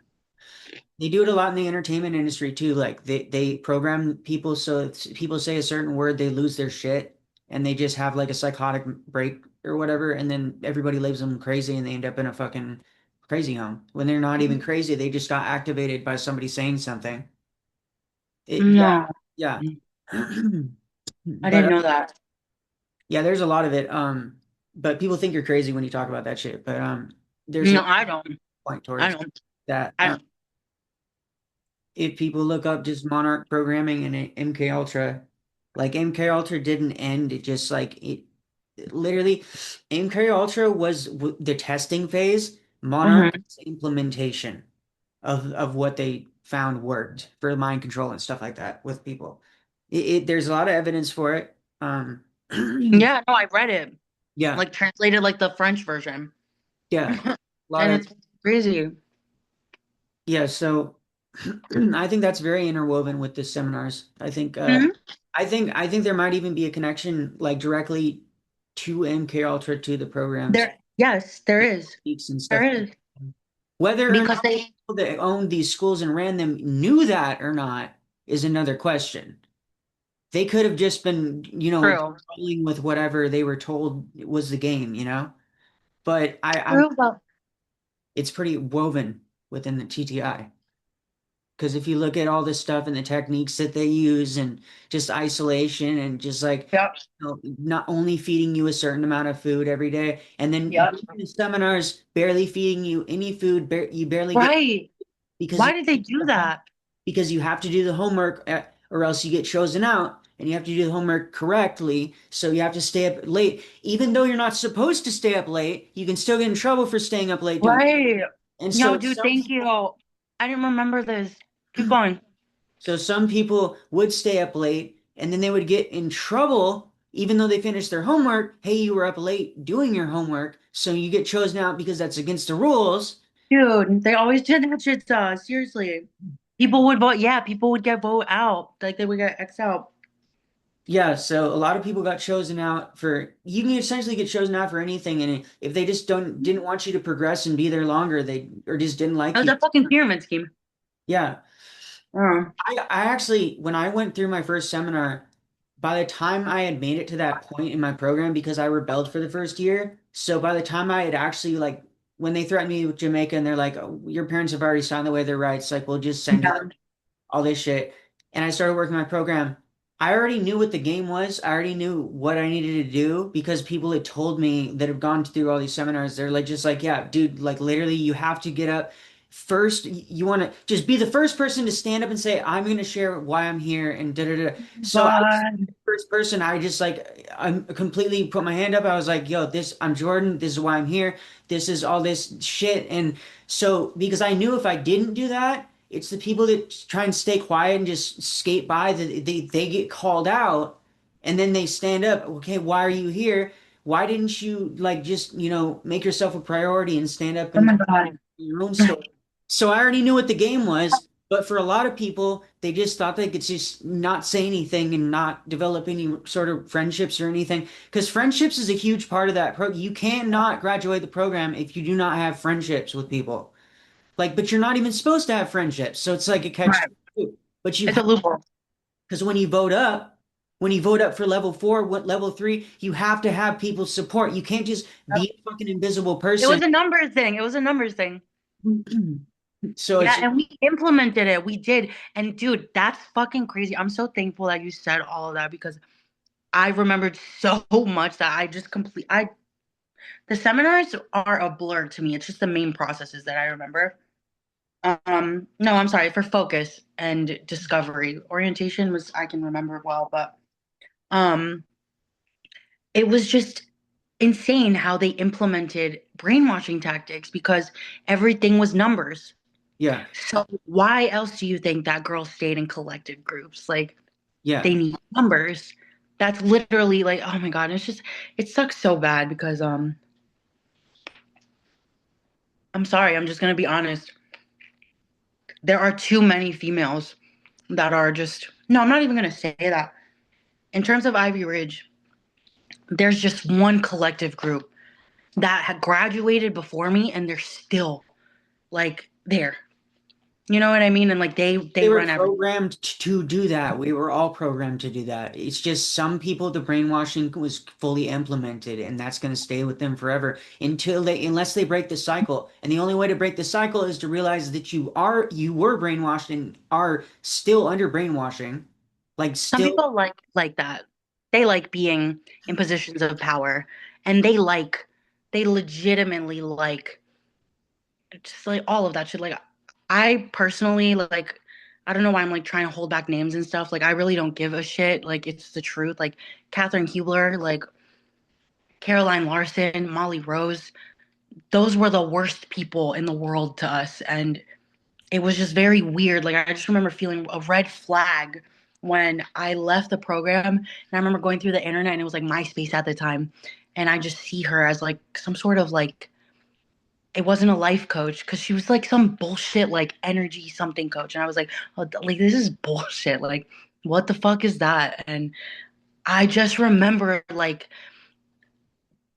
she was just no, like why would you end up a coach, right? And I'm pretty sure she just works with Paris now and like she's like always reading off some new bill or some new law and it's just crazy to me because you do see the patterns as you get older and it's weird. Like I see way too many patterns, dude. I see way too many patterns, and that's why I just can't. I have a strong distaste for it. Like, okay, if you guys are gonna claim this space and do all of that, at the very least, like hold a braver space for people and don't fucking deny people their reality because like now we're gonna have a problem, because I don't think that you can carry that shit into adulthood. Like that's not. I didn't sign up for that shit, and in adulthood, the beautiful thing about being an adult to me is you can hit back. However that is, you can hit back.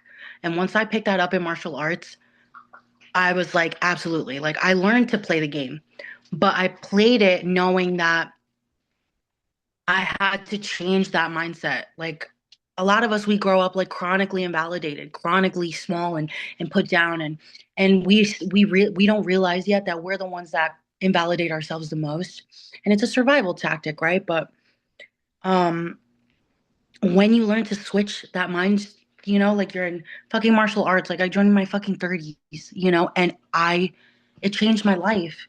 And once I learned I could fucking hit back, like my life was never the same again. I changed. I changed. I really did. I went from like just like this girl who just wanted to be like a girl to like, I just have a different way that I walk, that I talk, that I just do anything because I don't really need, um, I'm not scared anymore. I'm not that terrified little girl that I always was like as a kid, Yeah, you know? I feel like a lot of us are uh just we were programmed to act a certain way, and some people just never stopped acting that way. Like I feel like there's some survivors in our community that are just like never stop being in the program. Like they're literally still in the But, program in but life. Jordan, I'm sorry, finish. I'll cut you off. They're just like still in the program in life, and it's a lot of people, like they actually thought, like I've interviewed people where they thought the program was honestly like really good for them and they got a lot out of it and like it really taught them a lot. And then I've Yeah. interviewed the greater majority of people that had a horrible time, but there still are those outliers that actually believe firmly, truly believe in their heart and soul that they got a lot out of the program and that it wasn't really as bad for them. And some for those people, a lot of the time I've noticed, they live a lot of the principles that they were taught in the program. Like they call everything out. Like they call people out, they target people, like they just like there's no forgiveness, like just like you have to just self-preservation over everything type thing mentality. Right, but And so, yeah, I don't know. It's not an excuse, but it's just like it's a reason why I think all of us were programmed that way. It's just some of us were the programming is fully intact. Like it's still there. it sucks because I think that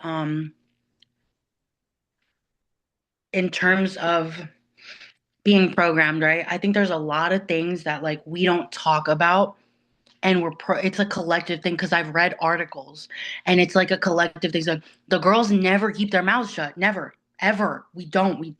We out each other. You know what I mean? Like we never keep our mouth shut. Why is everyone so quiet about people controlling spaces? Like why does everyone go blankly silent when someone is getting attacked? And like, do you get what I'm saying? Like that's weird to me because I've never been that way.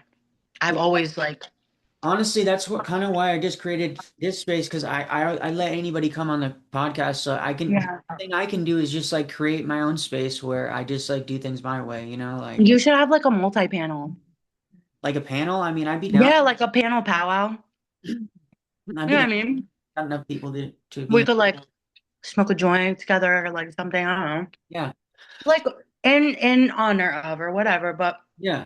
I feel like we'll have so much better, like so not better, but like so much longer quality like connections where we remember that much more because you add someone in there. And I always love to talk to people because they help me remember a lot. Yeah. Think about like a room just like ricocheting and bouncing off one another. You know, the more the merrier. Yeah. No, I've thought about doing something like that, but But we can do it. Yeah. we should do it. Let me know. Yeah, for sure. I'm open to it. Um, all right, I want to talk a little bit about when you went home and like what happened when you went home. How did you get involved in martial arts and then how did you get involved in like activism and stuff? Because I saw on your page that you do like some activism. You talk about, a couple of Mhm. things on your TikTok and stuff like that, T Yeah. and other stuff. So Hmm. share a little bit about that and like how you got into that. Absolutely. We're gonna just jump forward because I started martial arts when I was 31. Okay. Like no experience, and I started competing 3 months later, 3.5 months later. Uh, it was the first time that I like had like a flow state of mind. It was I don't know. I don't know what it was, but I remember after my first week, I was high off of life. Like I was high off of life and it was insane. I was the healthiest, like after 2 weeks, are you kidding me? That's the high that like I never stopped chasing.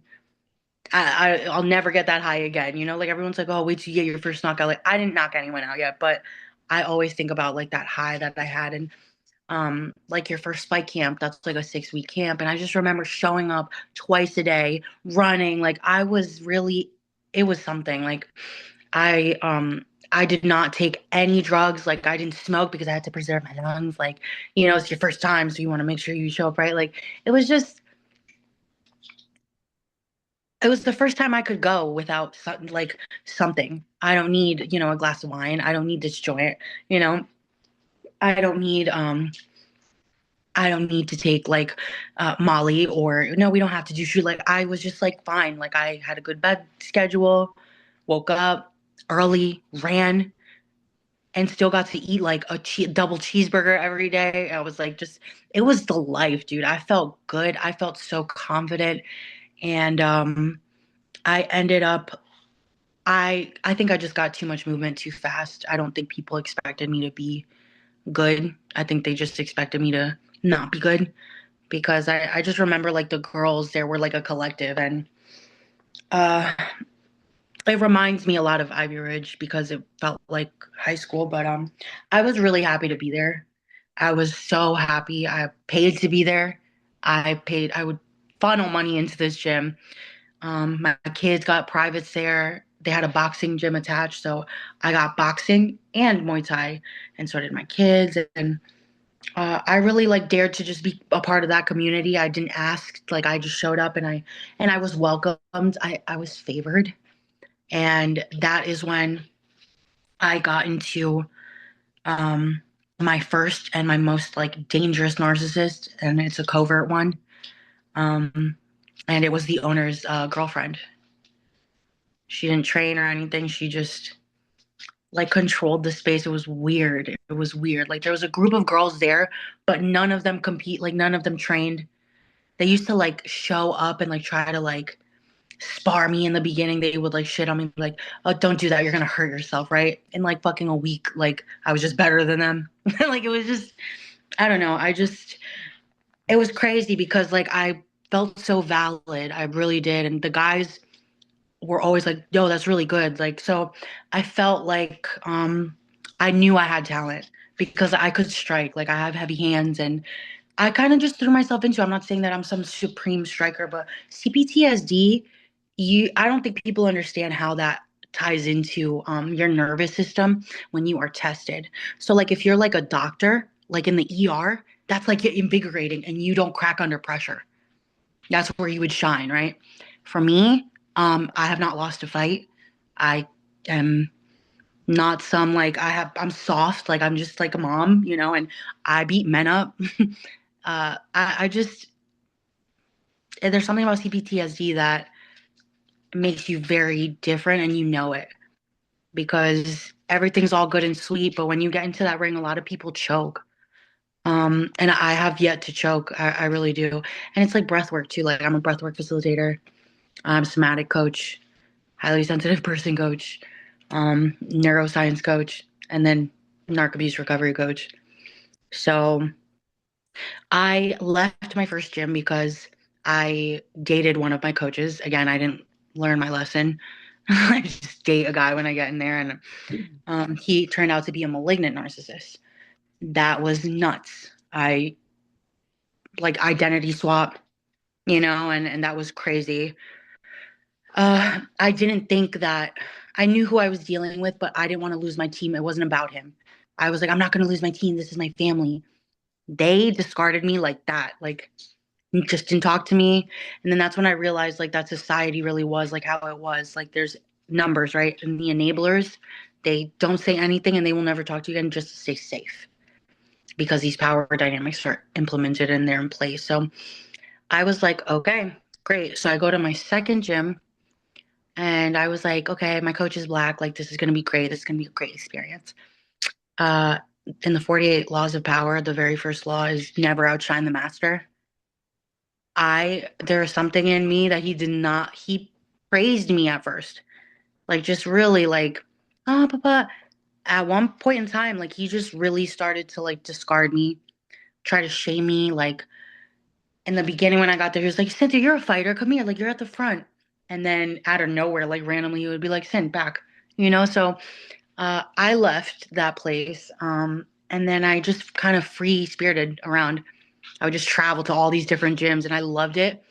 And then I wanted to compete, so I joined this other gym, UFC gym, and that was my shortest stay I was in. I just did like 3 fights, and I left. And that was like I just kind of realized how there really are classes in life because the first gym was like the upper class. That was like the gym. Everything is like higher, like very, nice everything, and you get to go to like these promotions because the owner owns that promotion and it's the best one, and all the gyms are like, oh, like they know you, so your ego gets very big. And I didn't realize that until I was put back down to size. I didn't have like an ego death, I had like an ego assassination. And in hindsight, it worked even better for me because I'm still a very good fighter and I fight independently now. So I think you just I think you just have to really find something that and not even in your heart, like that I have something here, I can do this, and just fucking go for it. It's never fucking too late. Because of martial arts, I can train to do any skill set because it's the same exact foundations. It's basics, fundamentals. Um, basics, sorry, foundation, basics, fundamentals. And you can apply that to any and every skill set you learn. Like cutting my hair, I taught myself to cut my hair because it's leverage and angles. It's how you turn out. Like it's just weird. Shooting, it's the same thing. Like you learn once you pick up striking, you can really do a lot of shit, man. And I didn't know that. I really didn't. I always made things like overcomplicated. Like, I can't do that. Yes, you can. Just apply the same skill set. Like it's the same recipe. It's the same thing for money too. There's pillars and it's like the same exact thing. So there's just been more and more connection in my life. As you go, you just get more and more connected to everything. But everything meaning like you come more and more centered. You come inside more. So that's very cool to me. Do Awesome. you train anything? No, I don't. I might be interested in it. I don't know if I have the fucking like just like endurance for that. Like, my body's No, just you look like a grappler. I do. Mm-hmm. Yeah. I mean, I can No, throw hands, but I mean, I never like boxed or anything like that, but I can defend myself if I have to. you should do grappling or like MMA. I've honestly thought about it. I thought about it. I can kick pretty good. I can teach you like some combos and stuff. I mean, we'd have to do it like here, but I can teach you the I can teach you the cheat code. Hell yeah, that's dope. I might be Yeah. down. Um, if you could go back in a time machine and not go through Ivy Ridge, knowing what you know now, would you do it and why?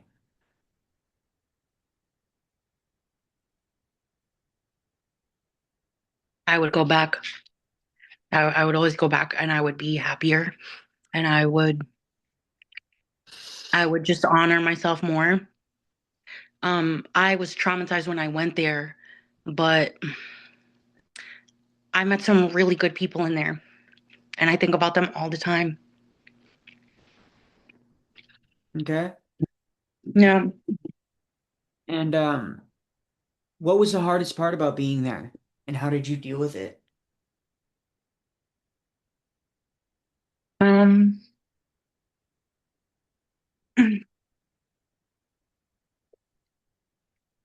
um,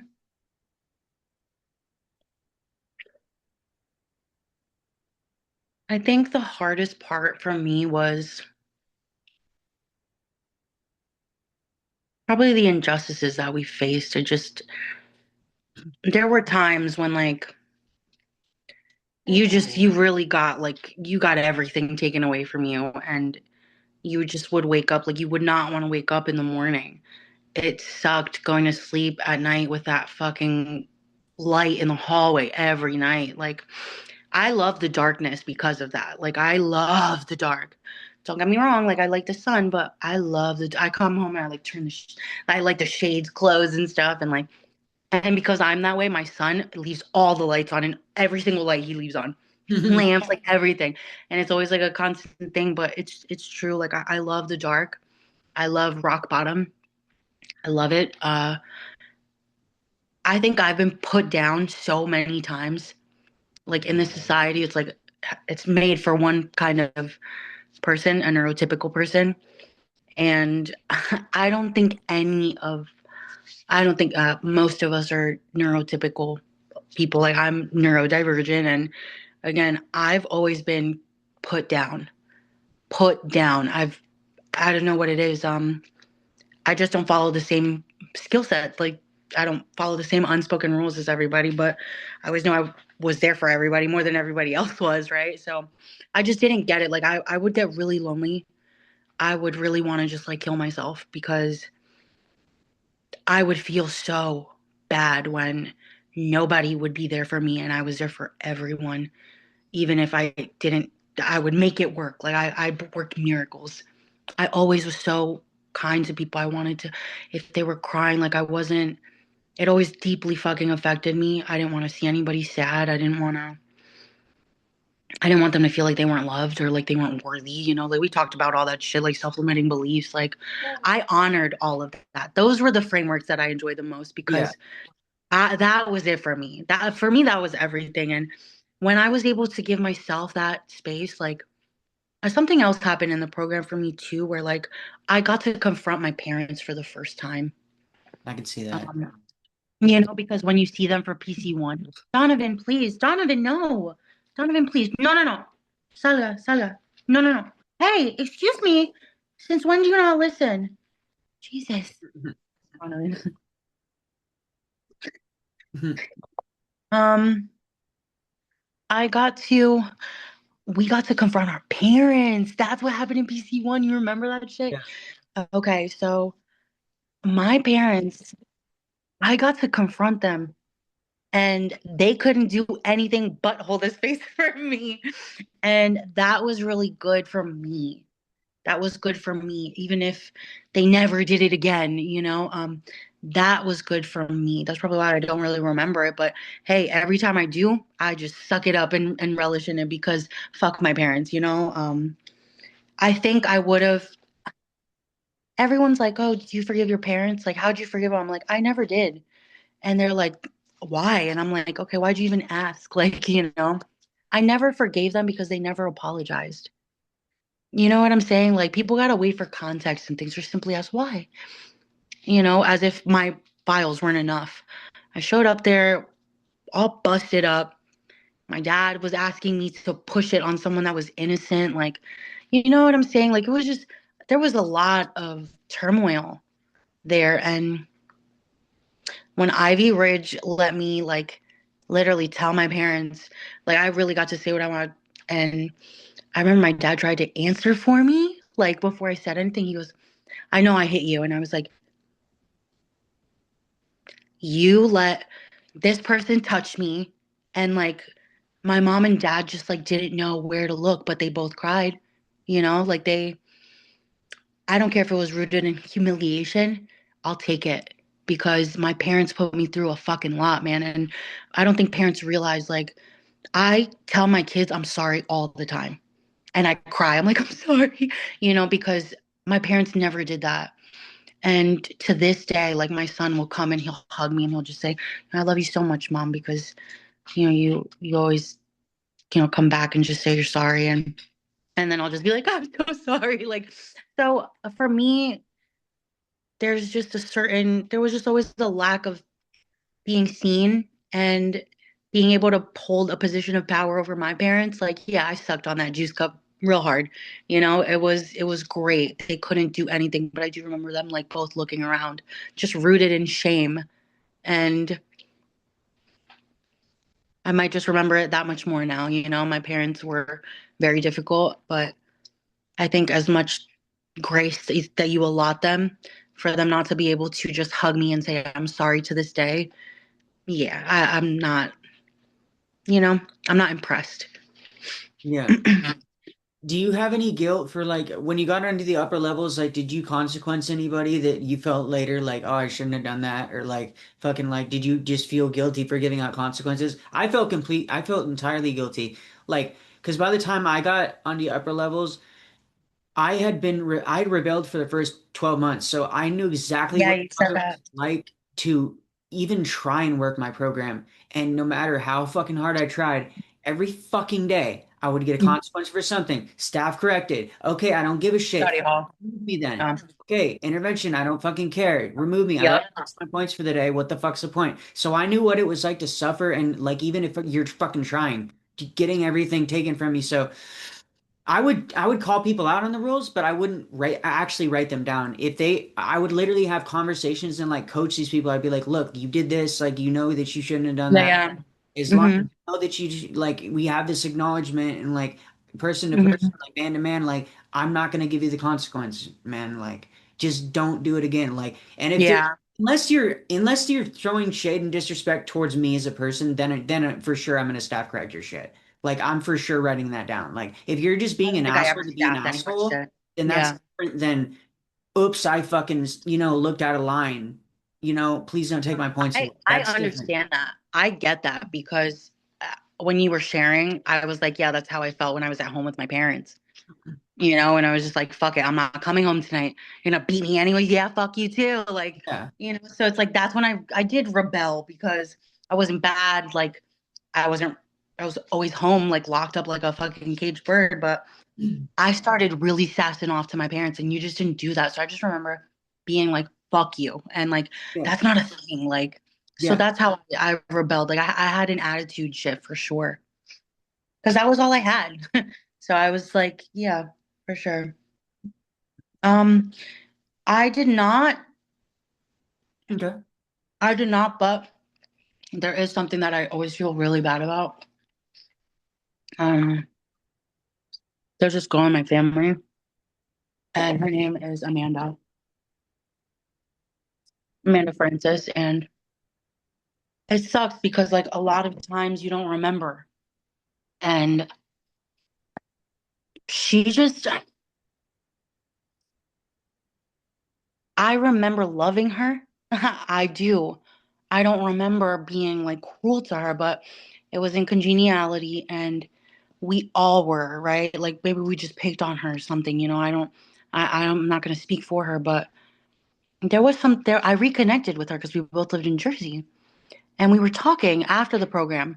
And it was just the weirdest thing, Jordan. Like I can't get it out of my mind because I was talking to her. We were talking on the phone for like 2 days. Out of nowhere on that third day, she's like, "Why are you talking to me?" And I was like, "What do you mean? Like, I thought we were gonna go to the mall together. I was really happy." And she was like, "You think I don't fucking remember?" And I was like, "What?" And she was like, "You pissed on my toothbrush." And it came back to me like instantly, but I never pissed on her toothbrush. I just said so to try to be cool, like to try to be cool, to like seem like I did something to her, and I didn't. And I had no idea that it affected her that way. And she was like kind of like something snapped in her because she had that with every girl. She had like a grievance to make. I didn't realize that, but I realize now that like her uncle was, she was, didn't have her parents. Her uncle was in the military. So she was starved of love as well. And I don't know how exactly that affected her, but I never heard from her again. And I just wish, because to me, if I just brought me back to that moment, and we were just in the bathroom, as if I remember Rachel was there, but I understand now the severity of that situation. Like she felt violated because I told her I did, and everyone was just laughing, and like that was fucking wrong. Like that was really fucking wrong, and I forgot all about it. Now I remember another one. This girl, Liz Karneski, who I loved. She was an upper level. She was from Hawaii. She was the cutest thing, like blue eyes, button nose, and like this big, just this like big butt. And she was tiny, and like she was just so nice. And there was that time period between the documentary and the Paris documentary where like we all reconnected, Yeah. re-traumatized, and then we dip, right? Yeah. So Ties down, when unfortunately. it's you what? I and then we get this huge like bump and like fucking surge, and everybody wants to be interviewed, and everybody wants to talk about it. Everybody wants to Yeah. take this, and then after And like then everyone dies. and then after Everyone it ODs dies down, and I don't know where all that energy went, you know? into drugs.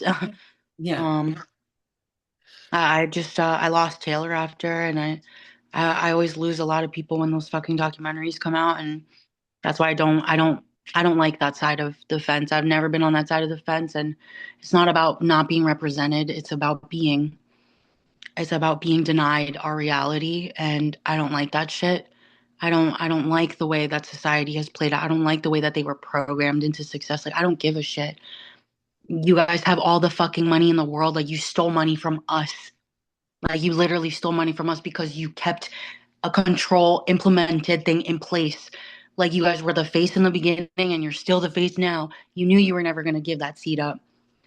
But why couldn't you just hold a fucking picnic for us? Like something. You haven't mentioned the girls that died once. You bitches are like literally like doing drugs in the fucking like this place and just like joking around about it, not even fucking doing anything for us. Just taking advantage of that entire thing. And again, it's like you're a fucking stickler and you're making these manipulative moves, you're covert, and you're like also this one's bestie, like this one's a fucking, she's famous. And now, oh, you just put out a movie for everyone, but did you not like you completely forgot to tell people that you literally had this one sign over his rights to his documents so you can take full credit in a fucking article? Like go fuck yourself. And all it's so fucked up. I don't give a shit about these people, but don't make me want to question why you never did anything. Don't make me question what you did with the space that you were given. Because I know a lot of us had dreams, like a lot of us had a lot of fucking dreams to just um I don't know. I think a lot of us really did have dreams to maybe find our space in there. And I don't know. I don't know. It makes me angry, but I think it sucks when you realize like if you have too much of an opinion that these people are going to come after you being a mom, and because you are in the record as having a DUI, as fucking, this, that like it's a possibility that they could take your kids away if you say the wrong thing. And again, like I don't run by that set of rules. So like for me, a life always gets very sad for me at a lot of points because I'm just like, I don't care if I have to kill us all. You're not going to take something from me. I don't run by that set of rules. It just sucks when the ones that genuinely tortured and fucking were so cruel and were so fucking just disgusting are the ones that are literally making fun of us while they're like doing ketamine and shit, like, and then like working on FBI papers. And do you get what I'm saying? Like, they get to do that, and we're still like the losers, the undesirables, the whatever. Like, are you serious? And nobody asked a simple question like, what have you done with the time that you've been given? Because you're over here in comments saying that you're going to skewer the community and really like attack racism, being the one of the only black girls in the school. And I was also on all 3 episodes. Like, go fuck yourself. Like, this is not, people died, but nobody else would ever know because you guys never mentioned them again. Never again. I don't understand. I didn't understand that documentary. Like, we broke into that school. Yes, you guys got all the credit, and you guys literally went in there and put some uniforms on and filmed. Like, what the fuck? Like, what? You guys erased the entire chalkboard where we said RIP to fucking people so that you could put what? Like, they have no fucking, they have, I don't understand them.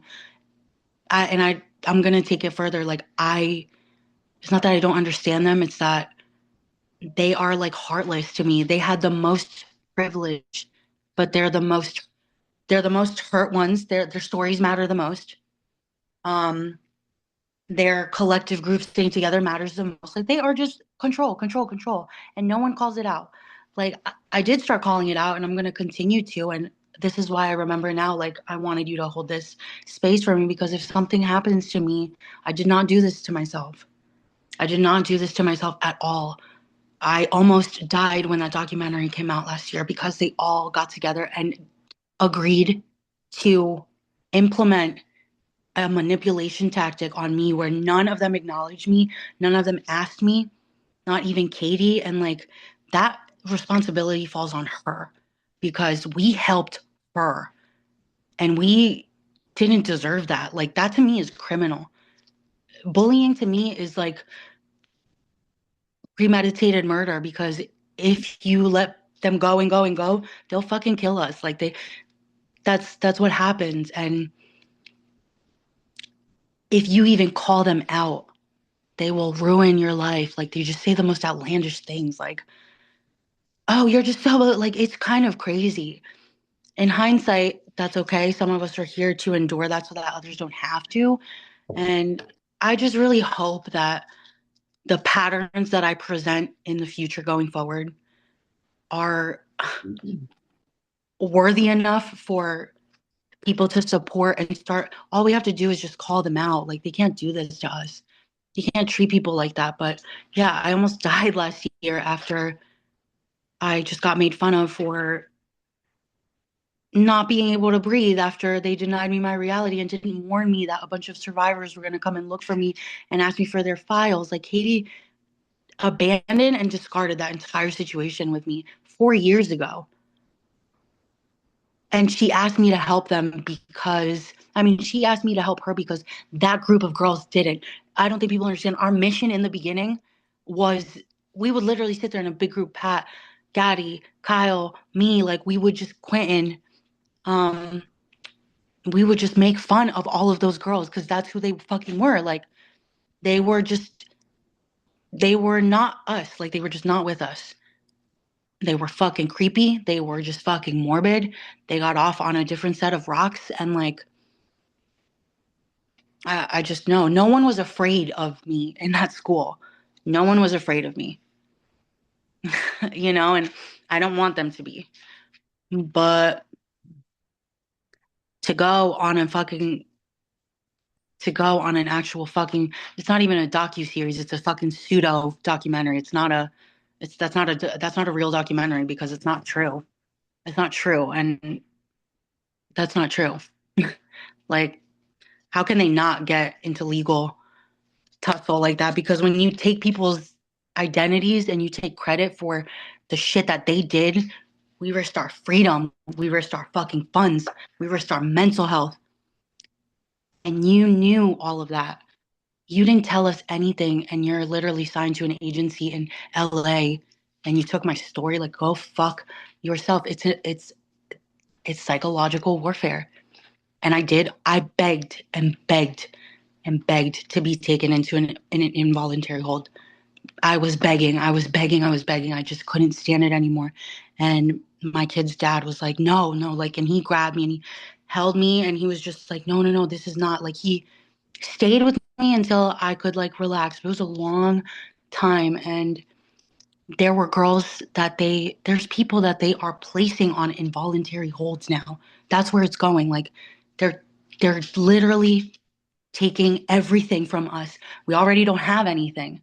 So when we get like this, when I start telling my truth, for example, like Katie Mack will call my mom and dad and be like, I'm really worried about her. You know, I really think that blah, blah, blah. And if it's too hot for her because now she has a pattern, right?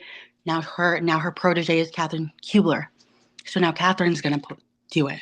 Do you get what I'm saying? Like they are the program and they carry it with them. There's a woman who died already because she would rather have died than go back into an involuntary hold. And when the police were knocking on her door, she killed herself. Katie's not, there's no accountability. There's no nothing. She's not even answering to it. But if I say her name too much, I have to watch out because now my kids are going to get taken away. She's going to try to get my kids taken away. Do you understand what I'm saying? Do you understand what I'm saying, Jordan? Yeah. I have two beautiful children. I have 6 certifications that I got within the last year because it was do that or die from the pain of being invalidated as a human being when I went in and risked everything to help you guys because you guys didn't want to get the files for everyone else because you guys are so selfish and self-absorbed that you guys didn't care. You guys were dying to blow the whistle for that much more attention. And that's why we helped Katie because Katie was already doing that mission. She was like, I need help. There's so much. So we did it. And I called my 3 friends because Katie didn't really have friends. And then Quentin's involved now, and Quentin's not a good person. And it's just, there's just so much discard. But when we did that out of the goodness of our heart and you guys don't fucking have one, you know what I mean? Like that I do whatever you want to me, but I'm going to be online all the time and publicizing this because whenever you do what you do to me, there has to be some sort of investigation, something. I want someone to make sure that I don't care if it's a donation, just make sure my kids are taken care of. You know, I will do anything for the fucking cause for my kids. I'm not gonna sit here and allow he, everything that they did to Sean. Like everyone's just eating a narrative, dude. Oh yeah, with Sean, like blah blah. Well, yeah, with Sean, what? I was on the phone with him for hours and he was cold. Did he do what the fuck? And he had CPTSD because they ambushed him. Catherine Kubler fucking ambushed him and re-traumatized him. What is your intention with that? You know what I'm talking about, Drew. What is your intention with that? We've all been there. What is your intention with that? You want us to either get taken out or take ourselves out. And that is not okay with me. And I'm here. I believe in my fucking purpose. There's no reason other than me healing a collective space for me to get 6 fucking certifications in trauma informed recovery. At the very least, it gives me credentials. You guys don't have shit. You literally got handed over something and you chose the title of investigator. Like, meanwhile, you're telling survivors that they're lying about getting SA'd. You don't have the fucking, not even the pedigree to do that shit. Like, you. Hello? Hello? What the fuck? What the fuck just happened? What the fuck? Hello? Okay, hold on.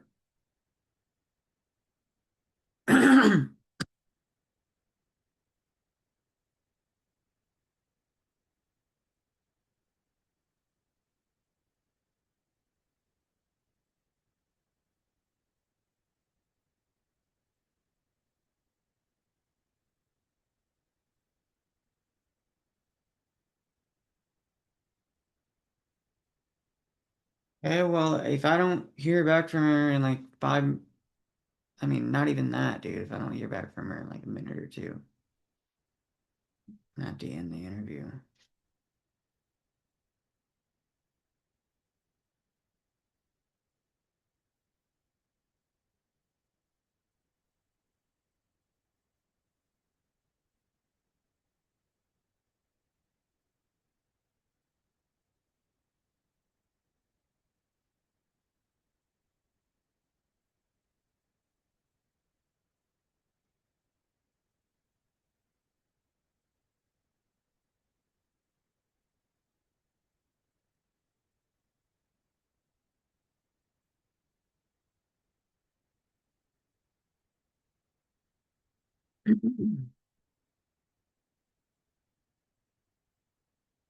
Okay, I can edit this out. It's not a big deal.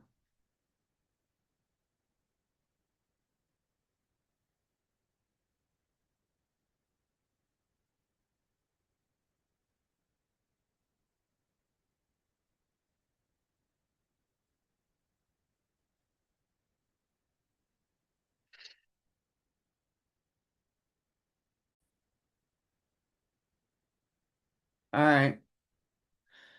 Well, I guess the phone just died. So, yeah, you finish what you were saying? I can't hear you. Oh, I was like, no, that's okay. It's better that I cut it. Okay. And I just honestly, I don't want to end things on like an angry note because again, that can be used against me, you know. It can just have them claim that I'm this, I'm not, right? So for me, it's like I I just want people to know that I'm happy to hold a space for everybody. And I wish that more people would hold spaces for one another.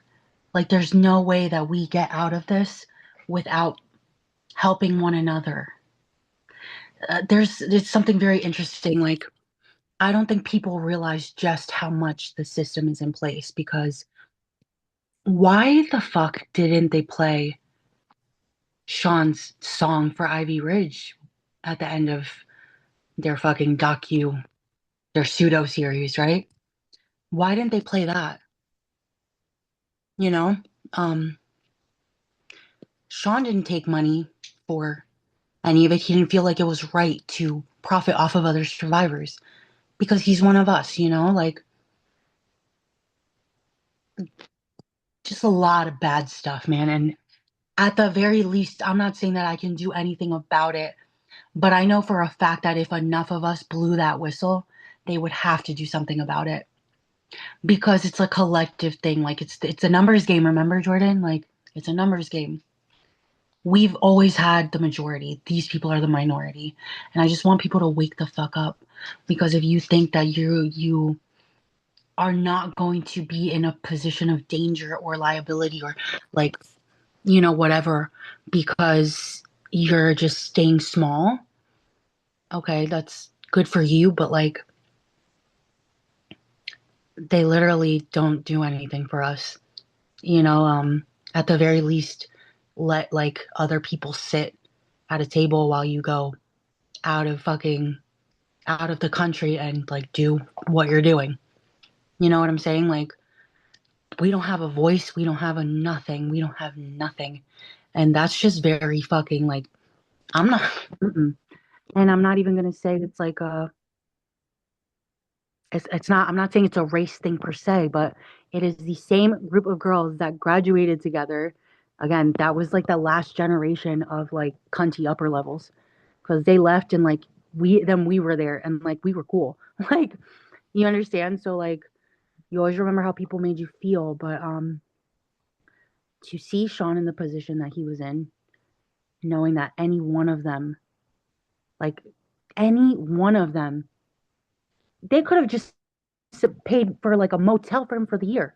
I don't care, but like you left him fucking homeless. what the fuck is wrong with you? Like, it's already very apparent you gypped him and took advantage of his empathy and didn't pay him anything, but you also made him sign over his rights to documentation that he found. And what do you know? Now there's an interview saying that you fucking found the files and this and this and that. You make me fucking sick. You guys didn't want to because you're disgusting, self-absorbed, lazy fucking ass didn't think to just ask a couple more people and muscle to come and move because you don't think as a movement, you think just individually. And that's not my fucking problem, but that was wrong of you. And instead of presenting the truth to everyone, you're presenting this monolith where no one can get in. And if they want, they can get you out. Like, don't ever fucking tell me to come get my kids. You're gonna get my kids taken away from me. It's not about that. It's deeper than that. It's psychological. Think about this really quick. They didn't play Jordan's song. They don't champion anyone. They don't champion anyone because literally everyone is more attractive. Everyone is more, this collective group, there's just insecure narcissists, like, and they're literally trying to say like that certain drugs are like for therapy and shit. Like you guys are literally like the just most disgusting people ever. At the very least, like do something for us. And you know what? If that's not good enough, okay, fine. Like, I can't do anything about that. That's out of my control. But how fucking dare you leave this kid out on the street like that? That's fucking interesting. And how dare everyone else just still be silent? And how dare you say that he's crazy and blah, blah, blah? Like, I've been there. And that's a very fucked up thing to do. And our lives don't matter to some people. But let me tell you something. I would never leave a fucking survivor in that position and not fucking do what I can for him. I know how that feels. And again, I almost died. I wanted to die. Die. And where I wanted to be placed on an involuntary hold, they fucking ambush people so they know that they're re-traumatizing them and hope for the best. And they'll show up at your doctor's office like they're offing people if they want to. So that's why I said if something happens to me, You just cut out.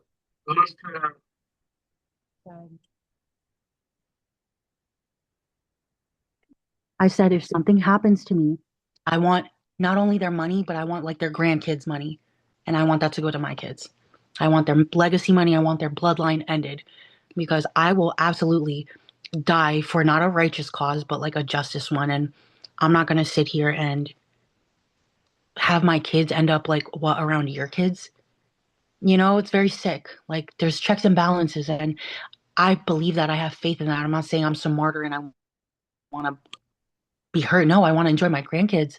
I want to be a coach. I want to be a teacher. I want to use platforms to like help underprivileged youth like me, like I want to do something with my life. And I want to be a good role model to my kids and I want to spend time with them and not be sad. But sometimes I can't do that because, you know, I have CPTSD and it's hard for me to get up sometimes because I'm sad that people just get away with everything. Like in this current moment, I'm sad because I just get re-traumatized. I can absolutely hold space for myself and I worked really hard to get to where I am this year, but I made the conscious decision to just throw myself right back in there when Sean was on live and I saw him and he was not well. And I'm certified for this, but with that comes a lot of other stuff. Like now I have to constantly think about going online and making sure that I leave my footprint so that people know that I did not do this to myself and that I want my kids taken care of. You know what I mean? And I don't regret it. I will do that for anyone because that's the kind of person I am. But I know that it's possible that if I get into some trouble, that no one's going to help me. Okay. And I just wanted to say for a disclaimer that I do not take sides. Okay. I'm not taking sides. This is her experience and she's allowed to have her Oh, I, experience. And I don't give a shit. I know exactly who this is going to go to. I know. Um, I'm just saying okay. for my podcast and stuff, this is you have your own opinions. You're allowed to speak that. that's what my platform's for. So for anybody that might have a problem with this interview or whatever, um, everybody's allowed to have a voice. If you have a voice and want to come in on the podcast and share your side, that's totally fine. But everybody's allowed to have a voice. Everybody's allowed to have their voice heard. And I just want to clarify that and just remind people that for my podcast, this podcast doesn't take sides. It's about just sharing what people want to share. And so I just want to make that disclaimer for people. So if anybody comes after me or anything like that for this. Exactly. Exactly. So Exactly. No, honestly, listen. I haven't said anything. I haven't said anything. Yeah, but honestly, you said it all. Like it's just your posture. It's everything. But it's okay because that's your natural response. You didn't say anything, but that says everything. Listen, people are allowed to talk, and I don't care how many NDAs you slap on people or how many Yeah, cease and desist gag you orders. can't. They're just fagging. They're not. They're talking. Yeah, everybody. I mean, Oh, yeah. that's what free speech is. I mean, we all know what free speech is. I mean, No, you cannot control everybody. No, it just doesn't work like that when you violate other human beings, other survivors, and claiming all the spaces. Like, understand this. You can get me, but that's gonna cause that's good. It's just gonna chain and link, and your patterns are already there. So I don't care how much money, how much hacking skills, and how much ketamine you have in your fucking whatever loft. Like, it is gonna come back to hit you, and it's gonna hit you the hardest. I don't give a shit. Like, I will absolutely make sure that my kids are okay. And whatever happens to me, that's up to God. But I know that my patterns are rooted in the right direction. I'm not a fucking piece of shit. yeah, and you're allowed to And speak. I'm absolutely not mentally ill either. I hold 6 certifications that are accredited not only here, worldwide in trauma fucking recovery. Why? Because I survived narcissistic abuse that this fucking system put me through. And after all of the blood money they took from my parents, the last thing I'm going to do is die and roll over for you guys. Fuck you guys. You guys are fucking disgusting. Okay, and just to remind also opinions and just people's truths are not slander. It's their opinion. So people can have an That's my opinion. standpoint. I know that's your Ab- standpoint, and you're allowed to have. Absolutely. What are you going to do? Say that I'm being a threat to you? Like, oh my God, I'm being a threat to you. You're not even showing your face, but I absolutely know that you're listening to this. This is hilarious. It's control. It's control. It's control. It's all they need is just one investigation. Seriously. I know exactly what I'm saying. I made that choice. And as a matter of fact, can we wrap this up? Because I gotta put some stuff out. Yeah. No, yeah, I was about done. So do you have anything else to say before I we? hope I didn't get you in trouble. Huh? I hope I didn't get you in trouble. I can't get this isn't my opinion. I didn't say anything. And I didn't Okay, well, I also we heard that didn't even talk before this about what we were going to talk about. So I heard someone made a comment about you being next or something that they were gonna try to go for your podcast or something like that. I don't know. But just be careful. They don't love us. Always speak the truth. And you do that anyways, but listen to me. This is not gonna stay like this, okay? They don't run the world. I'm so sorry. Like, just doesn't work that way. yeah, I don't know what they could do to me that I haven't already done to myself, but Honestly, they already just keep you down as it is. Like, there's a reason why your podcast hasn't taken off, and a reason why you're not allowed to do certain things or you haven't moved to a certain space. Like, again, it's all control. yeah, but it's hard to control somebody that doesn't take a side. I'm not saying control your sides or what you're saying, but they're gonna control how far you move or don't move. Oh yeah, It's pretty totally. obvious, Totally. I mean, and it's you not know. them doing it. I mean, there's people that are even higher in power, probably in the world, that are running things in the world that probably don't like what I'm talking about either. And I'm not trying to sound conceited saying that, but I'm sure that my podcast has reached some people because I've had some weird shit happen that I'm not really going to talk about on here. But yeah, it's definitely reached some people. So, they're not the only people that aren't. But Yeah, so but yeah, I do everything by myself. I don't have a team either, so that should make things even more interesting because I don't have people that can turn on me really. I do have two people that can turn on me, other survivors, but not a team, people that are running my. Just be careful. Just be careful. The survivor that got someone killed and the survivor that, is again, this is someone who's not in the program, but she takes the program with her and it lives through her. Again, so all of these tactics, these psychological warfare tactics and manipulation and all of this shit, all of it is a strategy. So what does that mean? There's a pattern. And they're not the fucking smartest people in the world. I don't give a shit what kind of expert you are. Like there's emotional intelligence as well. There's emotional depth. Like there's all different. So when you think that you are literally the top of the top, I'm so sorry, but you lost from day one. You lost because you stopped trying to grow. Period. And I don't mean control grow. I mean grow and promote growth. It's literally like people don't think like that because they're not fucking monsters. That's why some people should have just carved out. I don't care what happens to me. If I am hurt, if Sean is hurt, if you are hurt, they're just putting that wave in their pattern. And the history's there. It's there. You can pass it off and people can do it for you. But again, I don't care what kind of gag order you slap on people and what kind of NDA. They don't give a shit. They're talking. Yeah. All right. Well, is there anything else you want to share about your story or experience?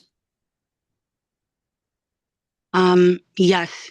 Catherine McNamara, Katie Hubler, Katie McCrary, who else? Molly Rose.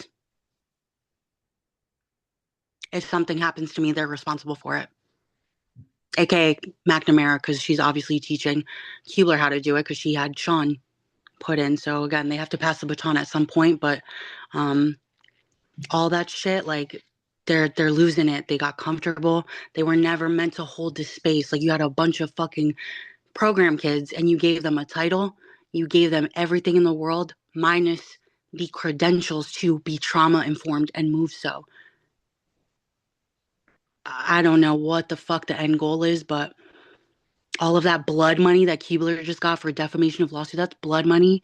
And I mean, as far as I'm concerned, that money's not hers.